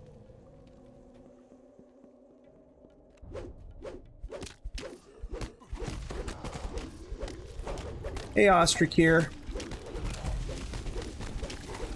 Hope you had a good night of questing. I do have to say, you have probably one of the coolest avatars I have seen someone have. See, my hireling died. Because my hireling's stupid, huh?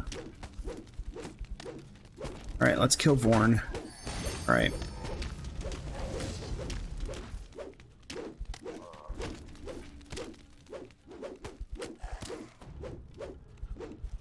So, Ostrich here, I'm curious, did you actually create the avatar?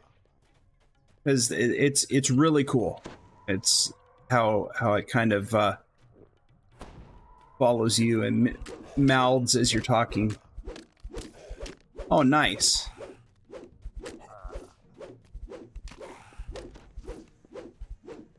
That's way more talent than I have. I mean, I'm still trying to figure out this whole streaming thing. As you could tell, my overlay is very simple. It is a picture and some stuff in the bottom corner.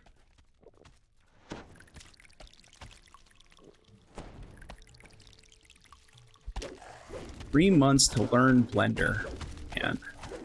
Alright, you gotta take him out because I'm gonna die. Okay, good. Hey, we survived.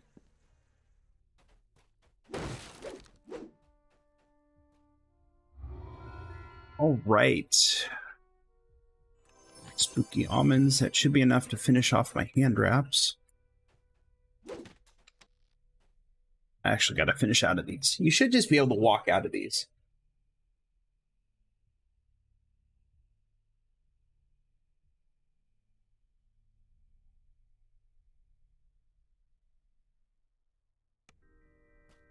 Yeah, so the other thing I love about DDO is you get people from all over the world, which is not the case with other games I play. Like if I'm playing Call of Duty, It's usually based on a server somewhere in the United States. And so, it's kind of depends on who's on, but very few people from other parts of the world. All right, let's throw this in here. Select that. Cook it. All right, hand wraps are done. It's clear. Now, what do I need for my blue armor?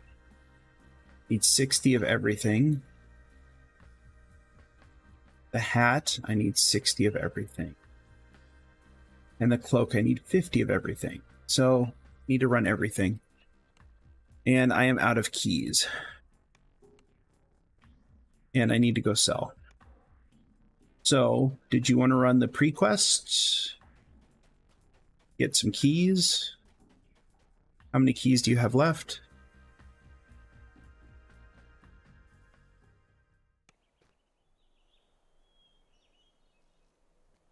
You have 3 more keys? Oh, 6 keys. So we can do 3 quests. All right. Give me a sec. Let me sell. I had so much junk on me right now.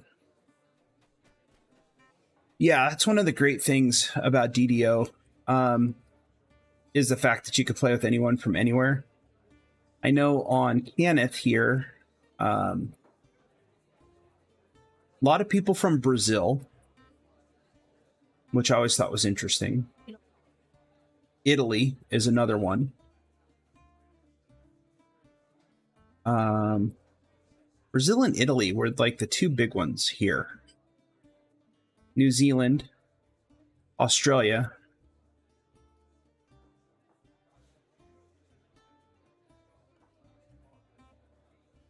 So, but it's great to see, a bunch of different people from all over playing this game. The other really cool thing is, hardcore server is so much fun. And I think it's fun because you get to play with people from other servers, which I really enjoy. I think I was mentioning this to one of the people I was running with on hardcore that I discovered when I was doing Shroud on Kyber, when I had a tune that I can run it with on Kyber way back when, that they actually run the portals in Shroud in a different order than we do here on Canada. So it's really interesting just to see, what people do and how they do it on the different servers. So once hardcore season's over, I am planning on moving my hardcore tunes to other servers, so I have some tunes that actually have some playtime on them rather than trying to level them up. I could just jump in and do stuff to some of the other servers. So I know ones I've been looking at are like Sarlona, Argo, Galanda, and probably Thalanis. Now I'm sure someone's going to argue that I come over to Orion. But I am not coming to Wayfinder. Sorry. So if your main server's on Wayfinder, I will not be joining you there. I mean, good luck even finding one group on Wayfinder, let alone one in your level range.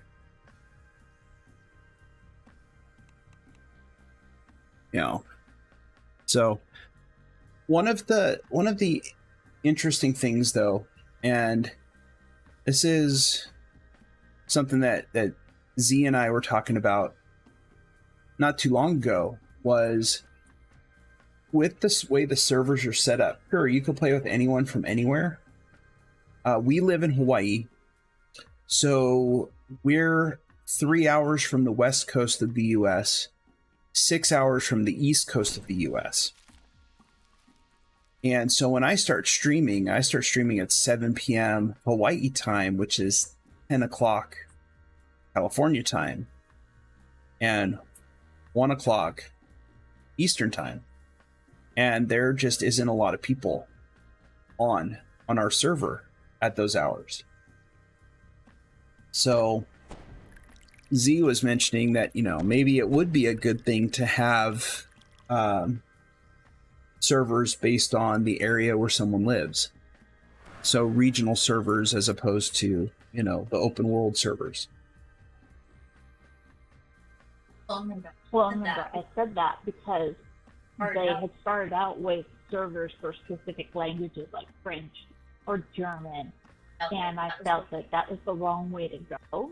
You should really leave it open for everybody, but make the servers more like time zone centric.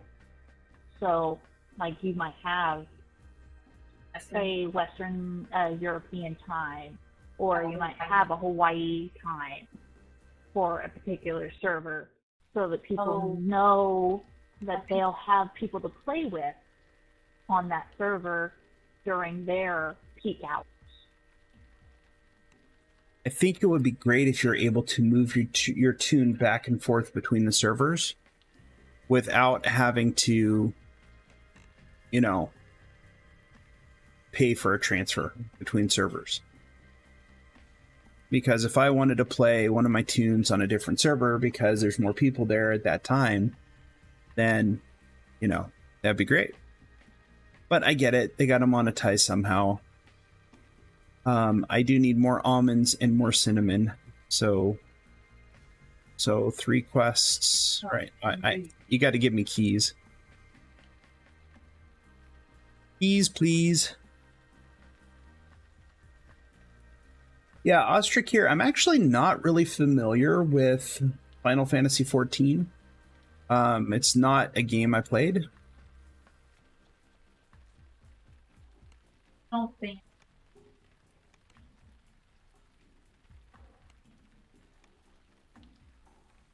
And Z was just saying that the original Final Fantasy on the Nintendo Entertainment System was the only Final Fantasy she's ever played.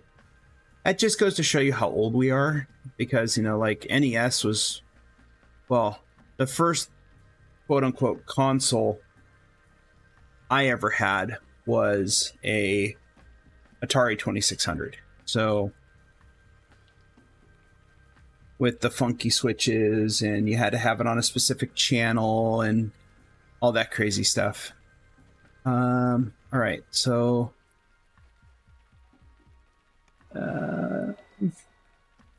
let's do Snitch.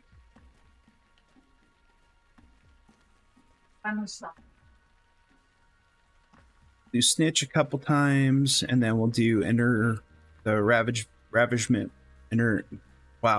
Under New Ravagement. And then we probably have to run the base quest a few times to get more keys.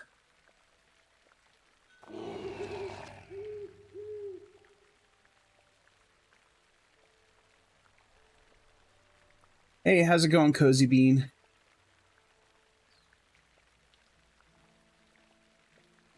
Okay, so people can do temp transfers with Final Fantasy XIV. That's cool.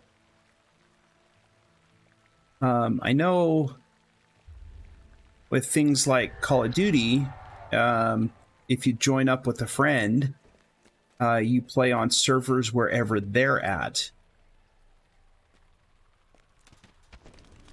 So your grouping is based upon whoever the host is for the session, which is kind of an interesting concept too, and might actually work for DDO.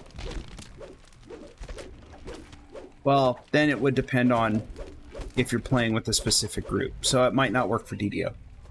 Ignore the fact that I said that. As a matter of fact, I'm going to edit that out of the stream video.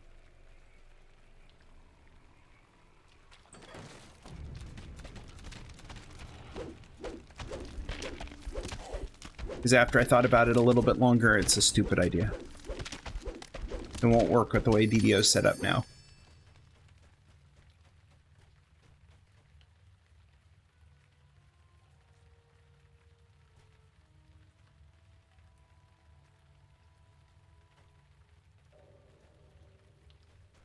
Yeah, but I would love, you know, and so part of the reason I'm going to be moving some of my hardcore tunes over to other servers is just to kind of change it up some. Not that I don't like running with people on Cannith, because I do. There's a lot of really cool people here on Cannith that I enjoy playing with.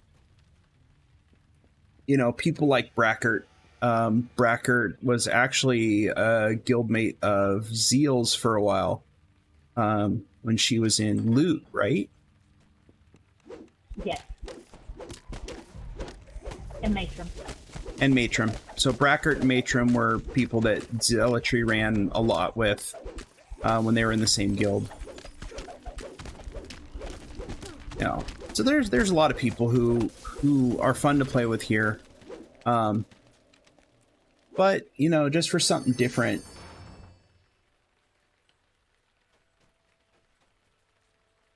Yeah, DDO servers, so they did a data center move, on how long ago was it now? 3-4 years ago? I know it was pre-pandemic. I think it was 3 or 4 years ago they did their server move.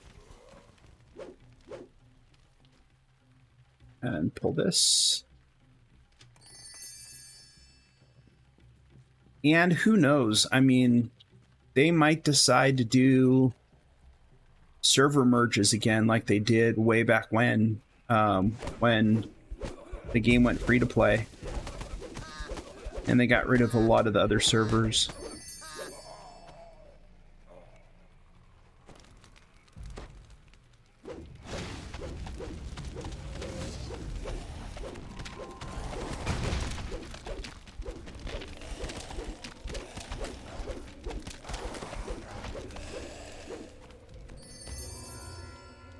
All right, it's 46.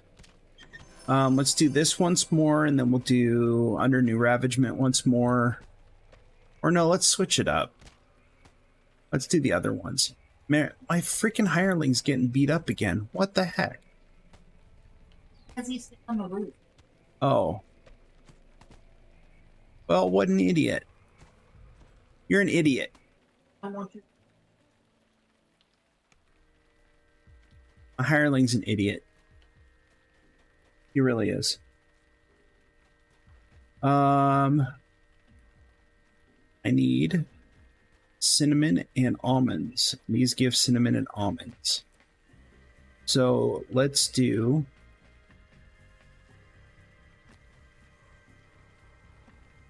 I need more of. That's a good question. I probably need more of each. So let's do Kobold's Newest Ringleader, and then we'll go do Hey Weird, which I know is a little longer, but that's fine.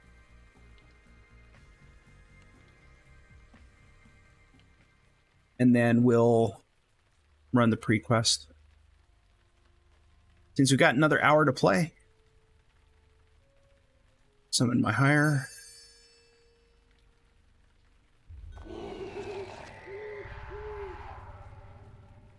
All right, so I have another question for those of you guys who do stream. How long do your streams usually go? I'm just curious.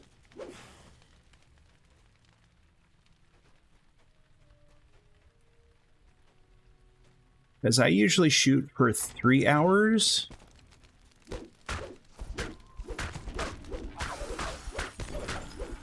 Sometimes I go a little bit longer. I think the longest one I had was 4.5.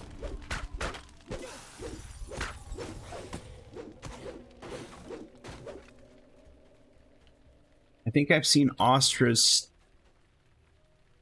go 7-8 hours once.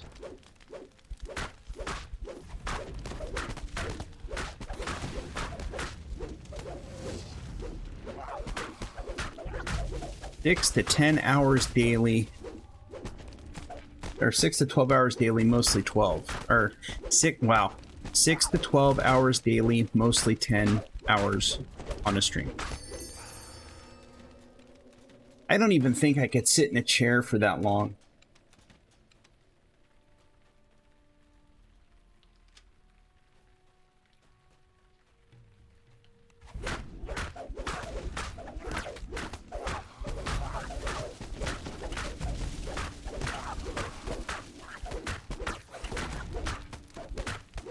I mean, if I was to stream that long, it would have to be on a Saturday or Sunday,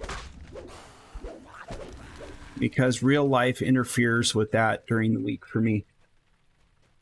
Yeah, I don't know if you do it, because even your regular job, you're like, you do MAWA, that's management by walking around. All right, so Z's making fun of me now. I don't know if you guys were able to hear what she said, but she says I do MBWA, which is management by walking around.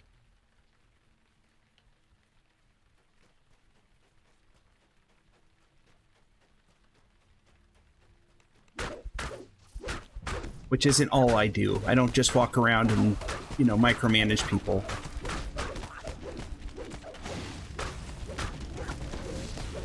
But a regular... Not what your employees say, after all. They're always accusing you of sneaking up on them. Right. Always accuse me of sneaking up on them because I move quietly for a large guy. But it's so I can catch them doing stuff they're not supposed to be doing. That's why I walk so quietly. But, I mean, work eats up, 9 hours, 10 hours of a day. And then I only have so much time. Come home, eat dinner, maybe watch TV for a little bit.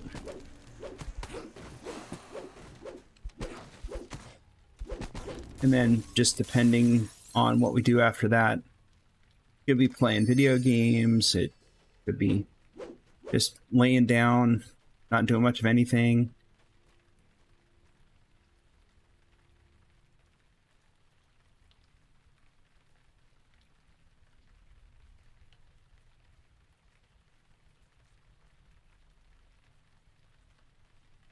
Yeah, I mean, one thing that I realize is this will never be a full-time occupation for me. Because unless I hit it super big and blow up as a streamer, I will not make as much as I'm making in my regular daily job.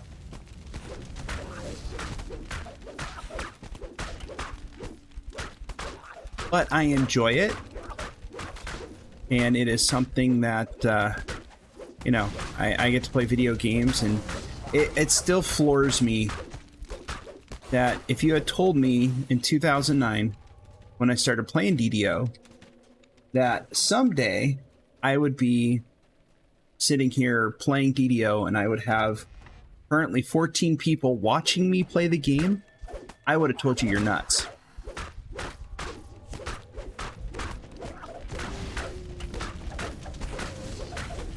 So some of those guys like Voodoo and Strim Tom and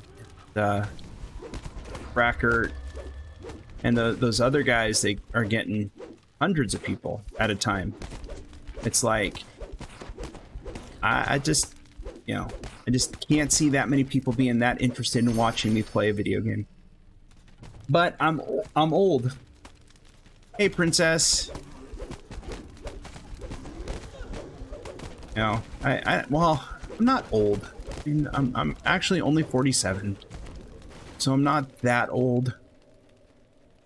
But I'm old enough.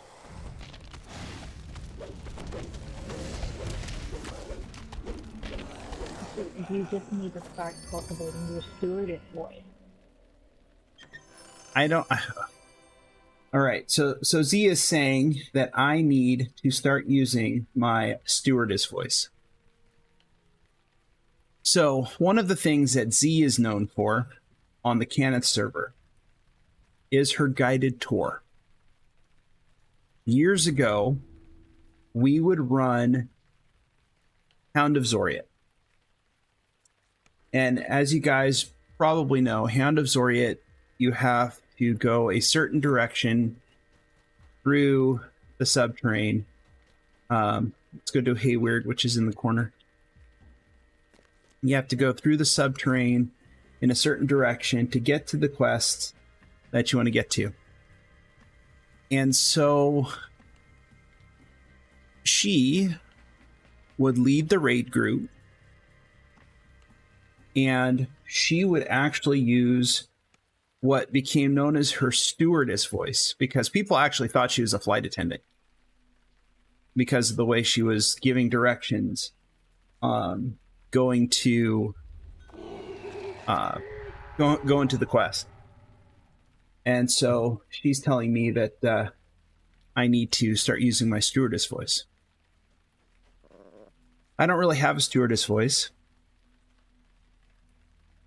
I could try. Thank you for joining Nomad Dog Airlines. We are currently on a flight to kill some skeletons. And we're going to pummel them in the face with our claws, like so. And we're going to try to keep Zealotry from dying. After we finish this task, we're going to proceed further through the quest, and we're going to try to annihilate some more skeletons. We will come across some archer skeletons, and we're going to probably just ignore them because they're inconsequential. That wasn't too bad.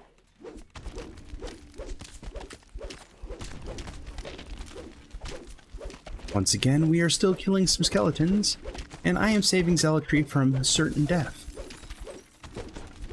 Alex is funnier though. Right, she had a whole... I'm telling you, she came up with a whole routine, and she had it memorized. I think one of the best parts was, don't play with the living spells. The living spells are not your friends.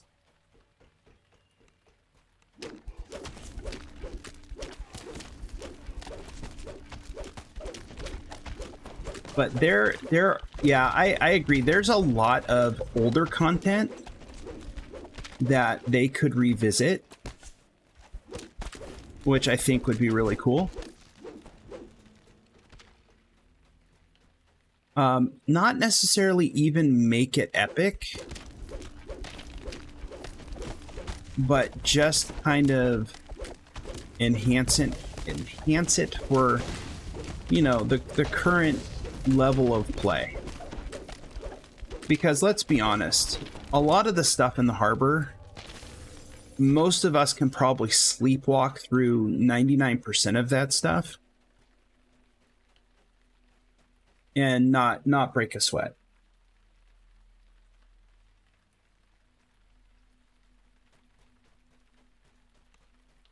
You know, so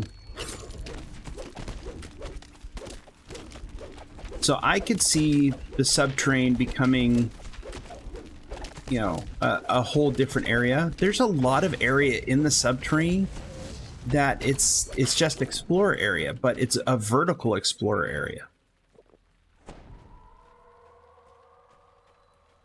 Why am I so... Oh, I'm hamstrung. Couldn't figure out why I was running so slow.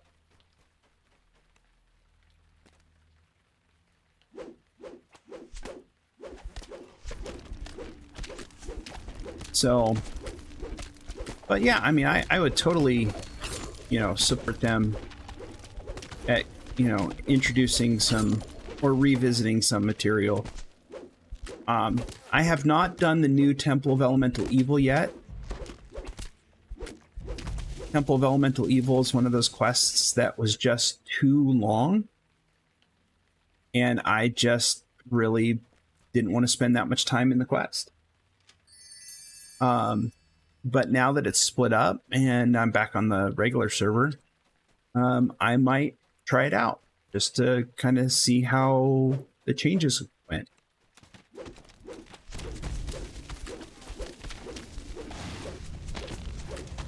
But there's some other quests that I would love to see them revisit, or maybe even split up into smaller quests.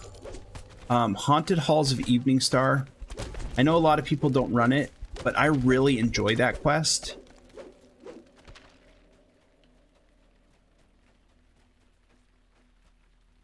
You know, but it'd be really interesting to see what they might decide to do. But again, it kind of depends on, you know, what their agreement with Wizards of the Coast is in terms of using stuff for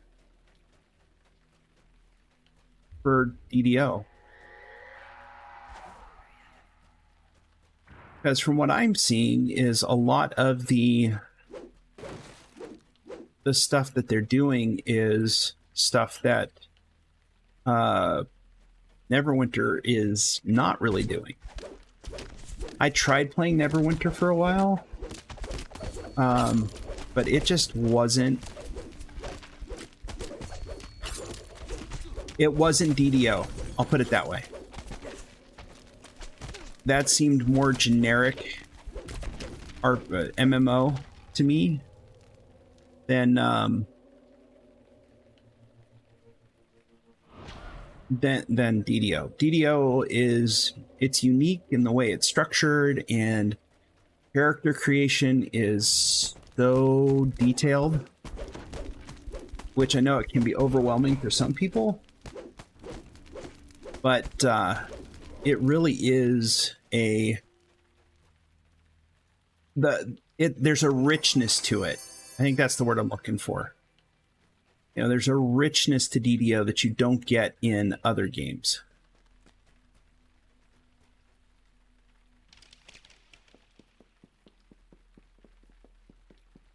Yes, the graphics are dated, but, you know, what do you expect for a game that was built on an engine from 2006? You know,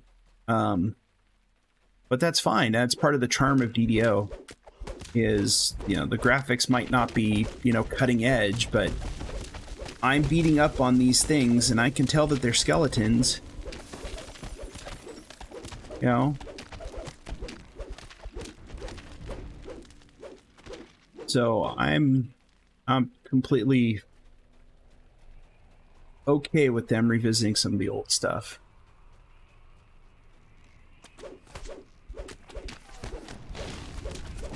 I mean, I could do other voices too. I have more than just a steward's voice.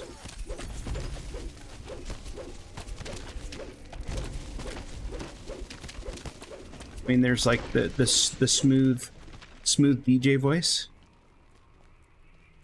Good evening, everyone, and thank you for listening to Nomad Dog Radio.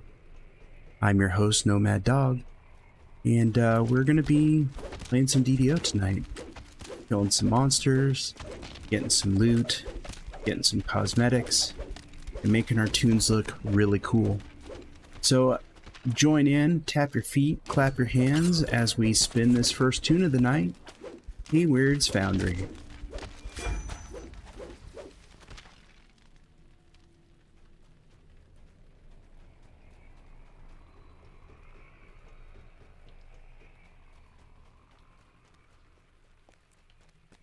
So Princess made her own emotes. That is way more talent than I have.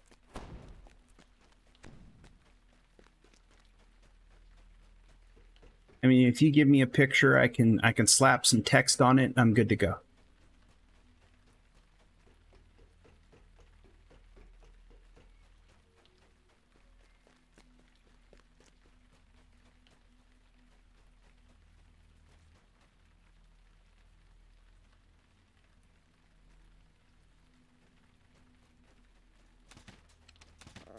So what do I do for a living? I am an administrator for the Human Services Agency here in Hawaii. So I oversee operations for people receiving financial assistance and food stamps.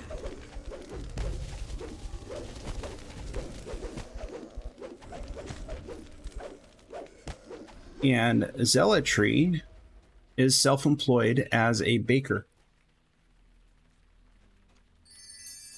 So she makes baked goods and sells them at a couple of the local farmers markets during the week. And I think the reason that she had such a great stewardess voice is because she worked in a call center for years. And of course, you know, you have to have a professional phone voice.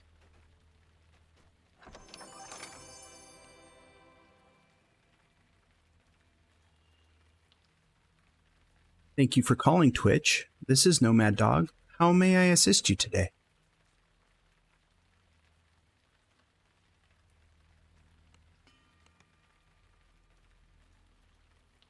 So Z and I actually met at work when we both worked in a call center.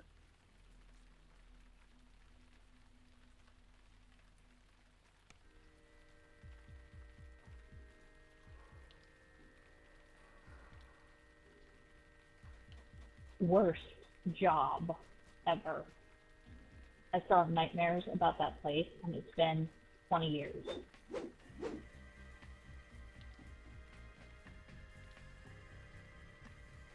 Yeah, I would not recommend call center for anybody.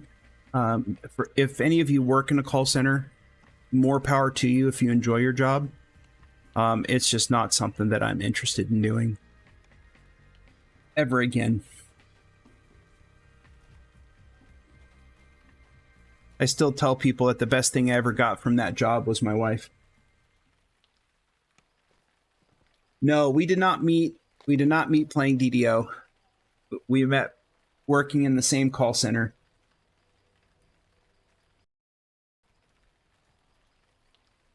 And that was 24 years ago now. We've been married for 20.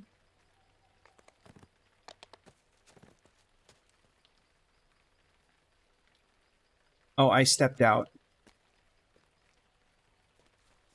Yeah, I'm out of keys. You're probably out of keys also.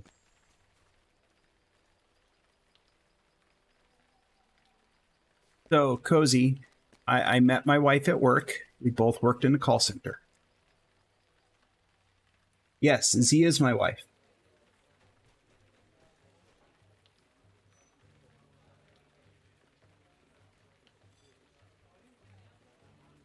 And we have been playing DDO together since we both started playing free-to-play back in 2009.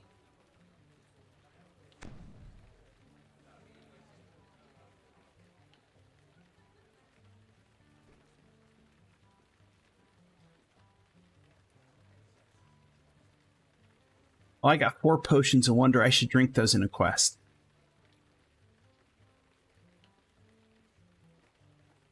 All right, so it has been forever since I have drank a potion of wonder.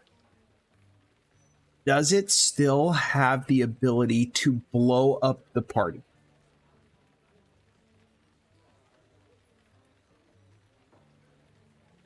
Because it used to have this one random thing that you could do that would actually blow up the party.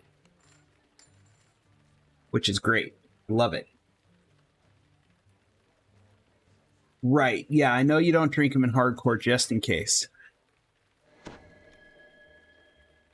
All right, I'm gonna keep these, and I'm going to put them on a hot bar. And while we're randomly running through the quest, I'm gonna suck down a potion of wonder. Just because I might get a buff out of it.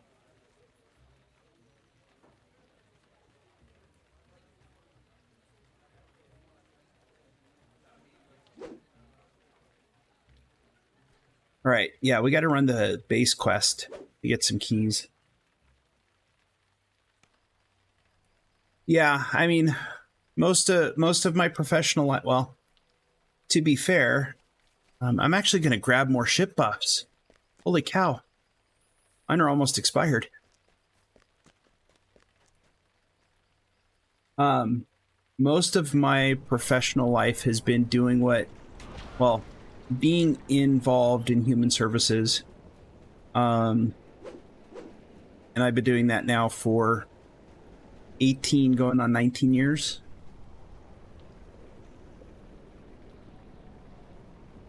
So I have spent a majority of my professional life assisting people who are less fortunate.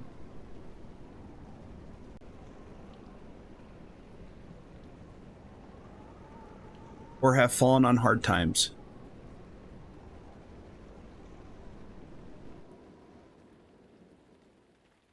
And the pandemic made it a little bit interesting because we had a lot more people coming through needing assistance. Oh, I went into the crypt. Should be able to back out. But yeah, it was the pandemic definitely made things interesting. Oh, you got enough to take 17? Okay. All right, Z's gonna go take 17. And while she's doing that, I will chat with the fine groups in chat, the fine folks in chat. Yeah, pandemic made things really interesting at my work because we had a lot more people who needed assistance, especially since everything shut down. Here in Hawaii, where we live, a good chunk of the economy is based around tourism. And when the cruise ships stop coming in and people are not taking vacation here, the hotels don't have people in them. The tours that take people out, on the ocean or, whatever, don't have people to take out on tours. So we got hit really hard in terms of the number of people losing their jobs. At one point, I think Hawaii had the highest, either the highest or the second highest unemployment rate in the country when the pandemic hit. And our unemployment system was so, for lack of a better term, ancient, that it made it so a lot of people couldn't get their unemployment paid to them in a timely manner because the system couldn't keep up with the number of people who are filing for unemployment. So that meant that a lot of people came to my department and applied for financial assistance and SNAP benefits. So, a lot of people just needed the help, and my department was there to help. And so I was working all through the pandemic. One of the things is with my job, when the economy gets bad, we get busy. That's, it's sad to say, but it is good to have that safety net in place. But yeah, that's my professional life. Outside of that, I'm involved with soccer, specifically soccer referees. And I've been a licensed referee since 1993. Did have a short break in between, but so for most of the last 30 years, I've been a referee. Referee instructor, referee assessor, assigner. So Graveyard Quest, level 23. Okay. So that's a lot of what I do. I play video games. That's kind of my downtime. Play video games and play Magic the Gathering. That is something I've been playing since like 95.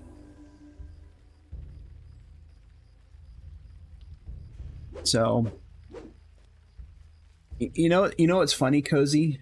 Since I started reffing, well, not since I started reffing, but once I got back into reffing after a few years break, I really became more interested in watching the referees ref than actually watching the players play the game. You know, it's just really interesting to watch a soccer game and watch the referees. You know, because a lot of what referees have to do is they got to be in the right position at the right time in order to make the correct call.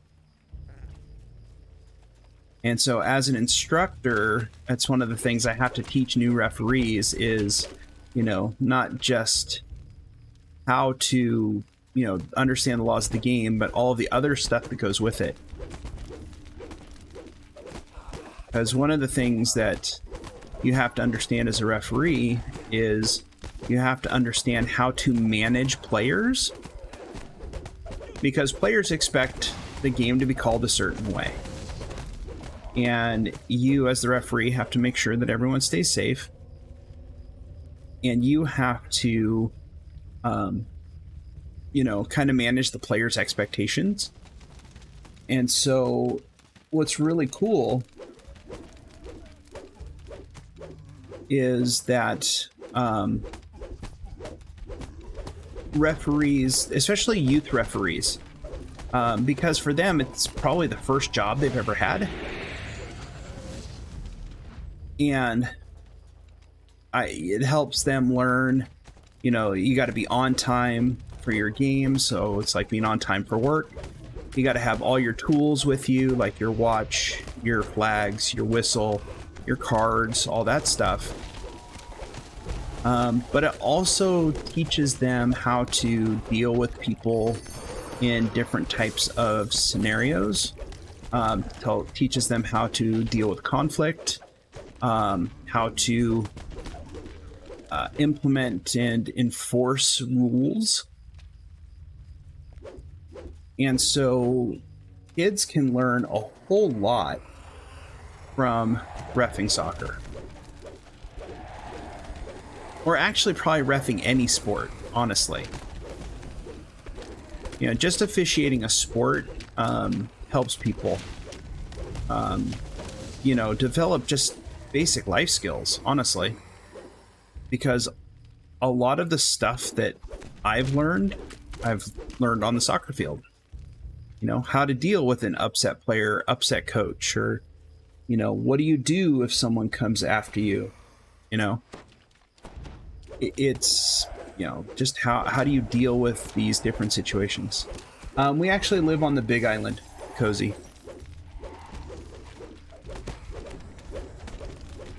And when I say the Big Island, I mean it's big.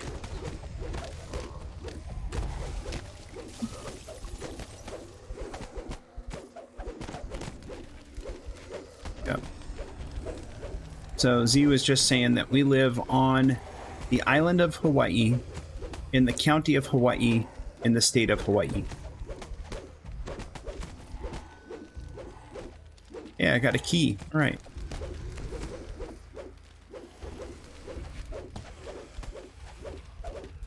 Yeah, so the Big Island is called the Big Island for a reason, because it is big.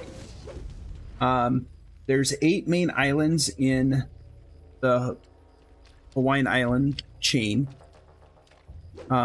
There's more than 8 islands total, but there's 8 main islands that are inhabited, or not even inhabited, but just part of the main island chain. If you took the other 7 islands and you overlaid them on top of the Big Island, they would all fit within the landmass of the Big Island. That's how big the Big Island is. So if anyone's been to Oahu and you've seen how busy Oahu is, Oahu is really small compared to the Big Island.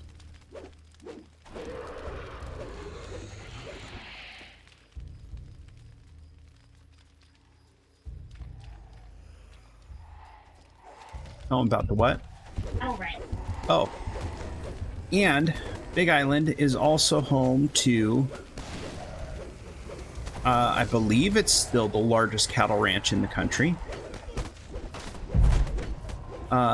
Yeah, we actually have a cattle ranch here. Massive cattle ranch. All right. Hit us with the heel, buddy.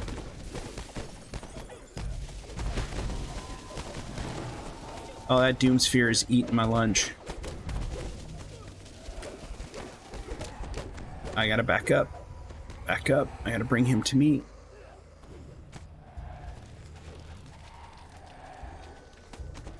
I got so much junk on me right now.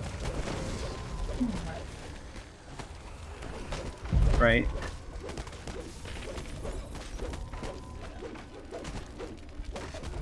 Yeah, Oahu is... It's funny, Oahu is what everyone thinks of, or actually Oahu or Maui, probably, are, you know, the places that people think of when they think of Hawaii. The Big Island is, it's just big. There's a lot of space, but that's fine. I am perfectly cool with that. And we do have an active volcano here. Well, we have 2 active volcanoes. As a matter of fact, oh, that's right. Technically, we have 3 active volcanoes. Of course, one of them hasn't erupted since the early 1800s. The other one last erupted in 1984. And then Kilauea has been erupting for, you know, the better part of the last, 40 years.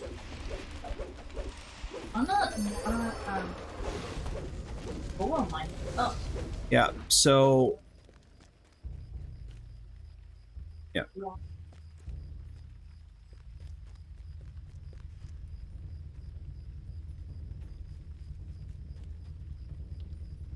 Yeah, so Mauna Loa is kind of making noise, which is, we'll see what happens. There's elevated seismic activity at the summit of Mauna Loa, which is it's actually the largest volcano in the world. And it is so large, it actually makes up half of the island of the Big Island. And it is so large that the weight of the volcano actually compresses the crust of the earth and causes earthquakes. As a matter of fact, today we had 2 earthquakes. One was a 4.7 and the other one was a 5.0.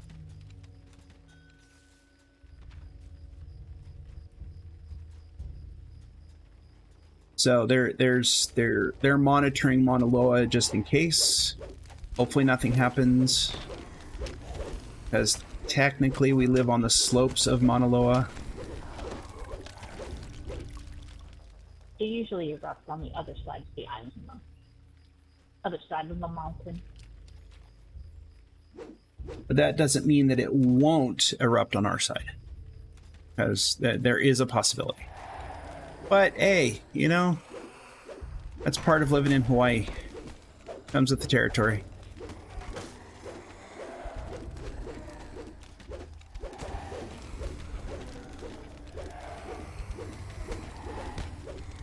No, we were originally from California, and then we moved here about 8 years ago.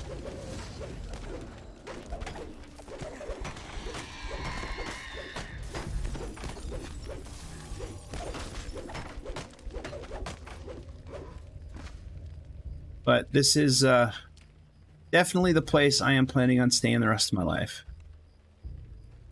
You want to hit that doom sphere?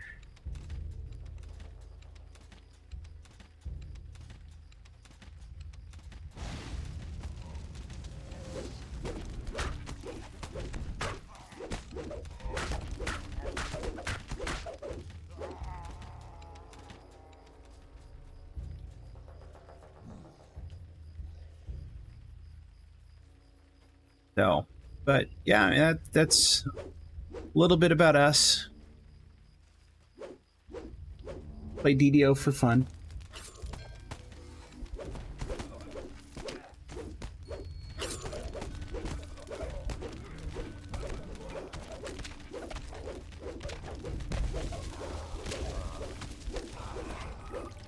Well, what's funny is where we lived in California, we're in the Central Valley, so it was cheaper to live than, say, the Bay Area. But living here in Hawaii is definitely more expensive.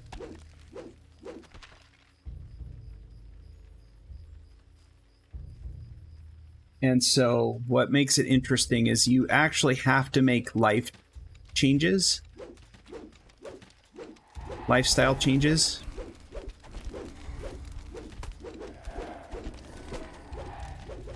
And I would always tell people who are planning on moving to Hawaii, if you can do it without debt, that is your best option.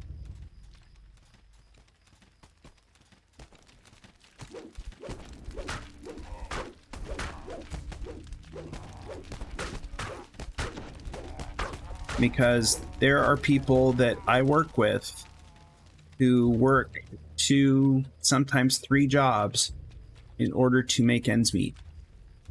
And that's even if they're working for the government, the pay isn't fantastic.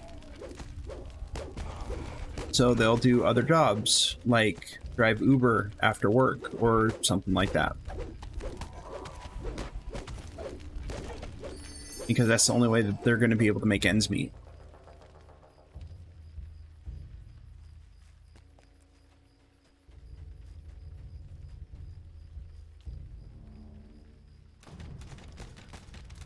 Surprisingly, gasoline, if you get gasoline at Costco, it's not too bad. I think I paid $4.59 a gallon at Costco last week.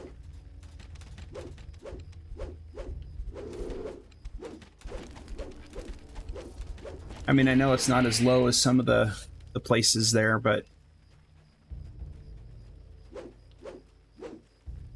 on the mainland.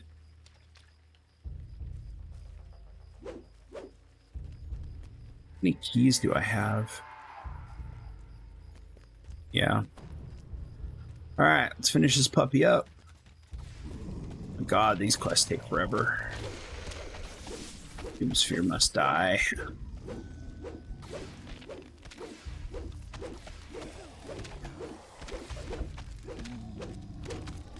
Doomsphere's dead.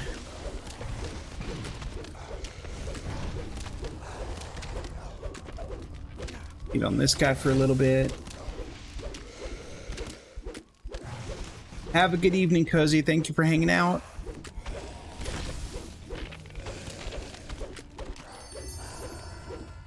All right. Grab some loot. Is there a key? No, no key. Darn it. Finish out. It should just end up not in my backpack, right? I have 2.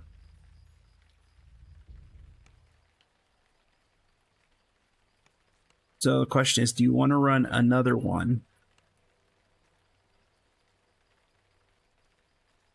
All right. All right. Let's just do the 2 quests in the thing, and we'll call it good. Don't need to run. Yep. Have a good night. We don't need. Let's do. Which ones have we done? Lord's March, Haberdashed. What do I need? So I want the cloak. I want the armor. So I got enough for 1 set of armor. I do need more almonds. I got enough cinnamon. Actually, I need more chocolates. And I need more almonds. So let's do 1 haberdashed. And then maybe 1 under new ravagement. So haberdashed is over here.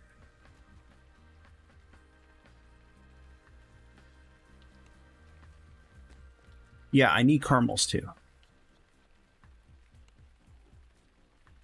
Level 23. Enter. I'm going to summon my higher just because it's on timer anyways. Oh no, he's gone. Okay, never mind. So, yeah, I mean, it's...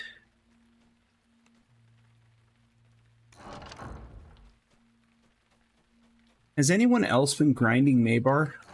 Oh, I call it Maybar. It's Night Rebels.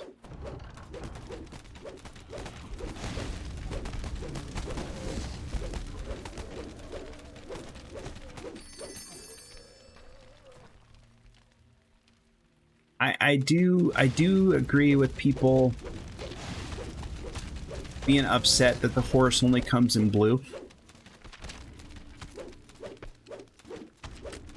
Because I think that it would be really cool if the barding on the horses matched the armor that the person's wearing. I think that's going to come probably next year or the year after, because if I remember correctly, the Reaper armor only came in blue too at first. Yeah, that might be true.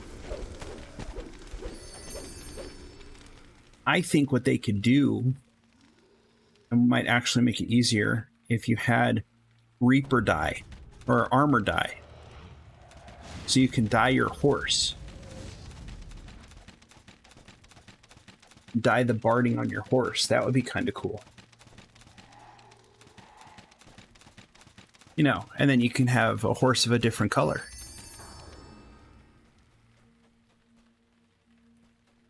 That is probably an obscure reference that most people are not going to recognize.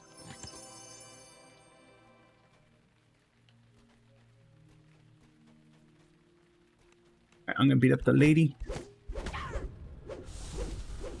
You have fallen into my trap. I have?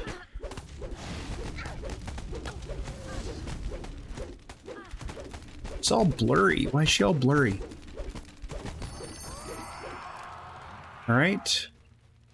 Dr. Haberdasher. 23 shadowy caramels. I think I'm gonna need even more than that, though. Alright. Let's run one under new ravagement, and then we will call it good for tonight.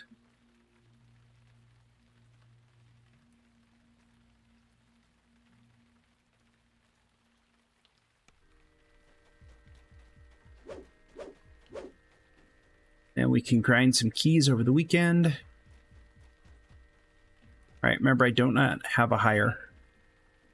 So, gotta be careful. Unless you want to go do the cobalt one. Yeah, let's go do the cobalt one.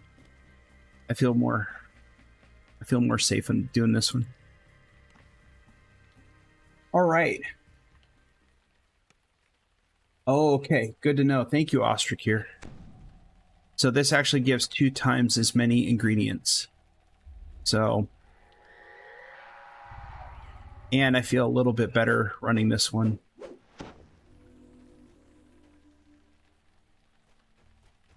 Less chance of dying. Oh. Come on, set off the trap. Oh, you died. Oh, you died.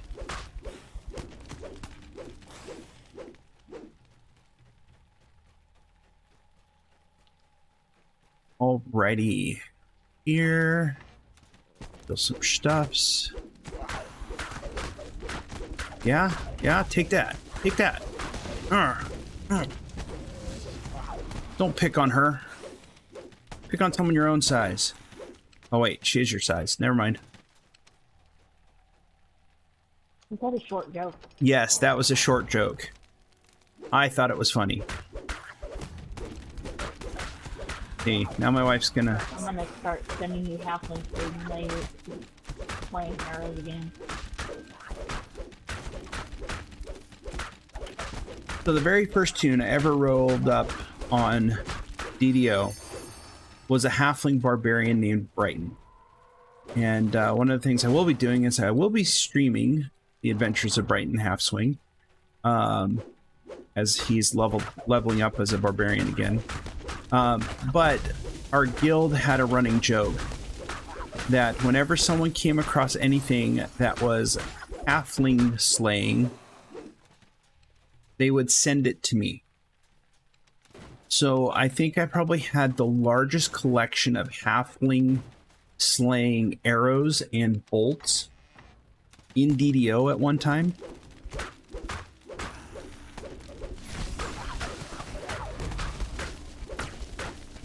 Because it was all about, you know, the short jokes of being a halfling, and yeah. Of course, this is before we had gnomes and, you know, all the other short races. Halfling was the short folks. And they ran funny. And they ran funny.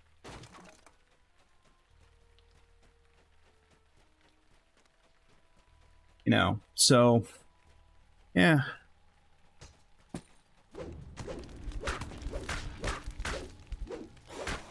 So that was what Z was referring to when she said she's going to start sending me halfling slaying arrows again.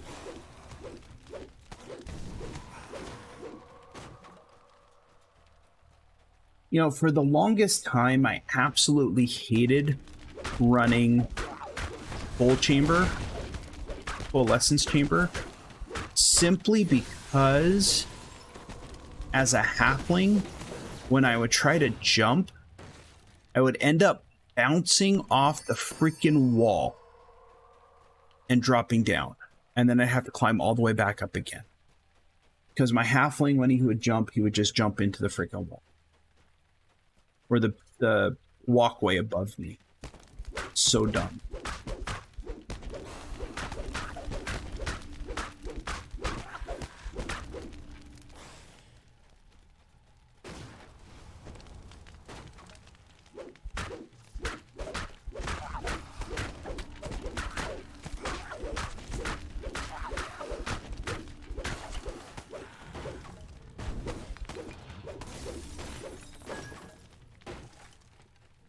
Well, too bad they don't give you bonuses for breaking things in here.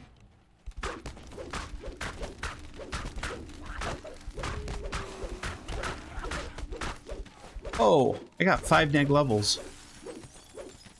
What the heck?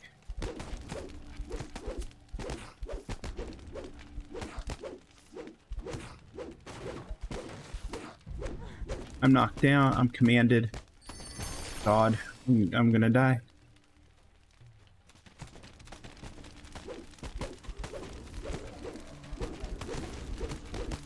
So bad. I'm only level 13.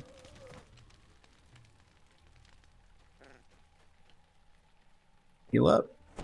Alright, you ready? Alright, let's kill him. I'll hit him from behind. Alright. Ding. Awesome. 46. Alright, so this is the one to run if you want to get almonds. Alright, got no keys out of that either. So, right. Let's see here.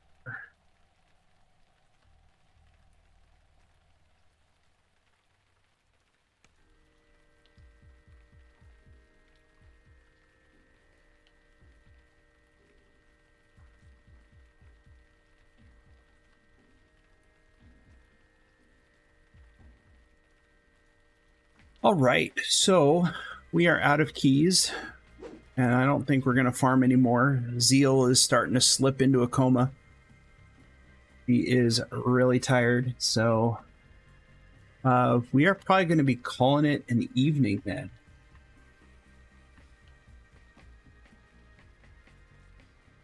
So I think what we're going to do is, if you guys are cool with that, we're going to raid over to Sarah MythSense. Got a couple viewers. Sarah's stream going? No. It's live, but nothing's happening. Alright, so I guess we're not going to raid over there, because there doesn't seem to be purpose to that. But I am actually going to be calling it evening. Everybody, thank you so much for coming out and joining this evening as we ran through all of these quests and working on picking up some gear, some cosmetics, make ourselves look cool. Night Revels, you know, the former Maybar event. This is one of my favorite ones, more so than any of the others. I don't enjoy doing the ice games. It doesn't matter if it's in Evening Star or if it's in the harbor. I don't really enjoy, well, Crystal Cove, I enjoy the wilderness area and killing things in the wilderness area, but I don't enjoy doing the actual quest. You know, so this event, when it rolls around, is something I really enjoy doing. So I appreciate you guys hanging out for the last few hours, talking story and just having a good time, relaxing, something to do on a fun Friday evening. And yeah, so I think I am now I'm partway through getting to oh, Zealotry's giving me candy. What? Oh, she's giving me all of her candies. Oh, there's nothing else she wants. Yay, I might not have to get stuff. I just take it all. Yeah. Awesome. I'm so glad you can actually share the spectral scales. It used to be that those were bound to character. I don't even think they were bound to account. They're bound to character, so you had to run them on that character. I think the original Wraps of Endless Night were actually bound to character. I haven't checked to see if that has changed. But yeah, so I am about halfway to affiliate. So if anyone wants to know when I'm streaming, usually it's Wednesday nights and Friday nights, 7 p.m. Hawaii time, 10 p.m. Pacific. So if you're elsewhere in the world, I'll let you guys do the math. Usually go for about 3 hours till about 10 p.m. my time. So it's right about where we're at now. After 8 hours plus at work, 3 hours of streaming is about as much as I can do. But yeah, so usually Wednesdays and Fridays. It has been hardcore in the past, and it's now doing stuff on Caneth. And like I said, I'm going to be moving some of my tunes over the other servers from hardcore. So I'll probably be live streaming from other servers as well, not just Caneth. So that should be good times once that I get that rolling as well. But again, thank you all for hanging out and chatting. It's been great having this many people actually on. I think that might be the one good thing streaming this late at night, is the fact that there's not a lot of other people to watch, but that's okay. Hopefully you were entertained. And if there's any suggestions you guys have for me, don't hesitate to let me know. Anything I can do to improve the stream. I'm always looking for something along those lines, just to keep it interesting and keep you guys entertained as much as me having some fun. So once again, mahalo for all of your time, and have a great weekend, and we will catch everyone on the next stream, which should be next Wednesday. All right. Aloha, folks.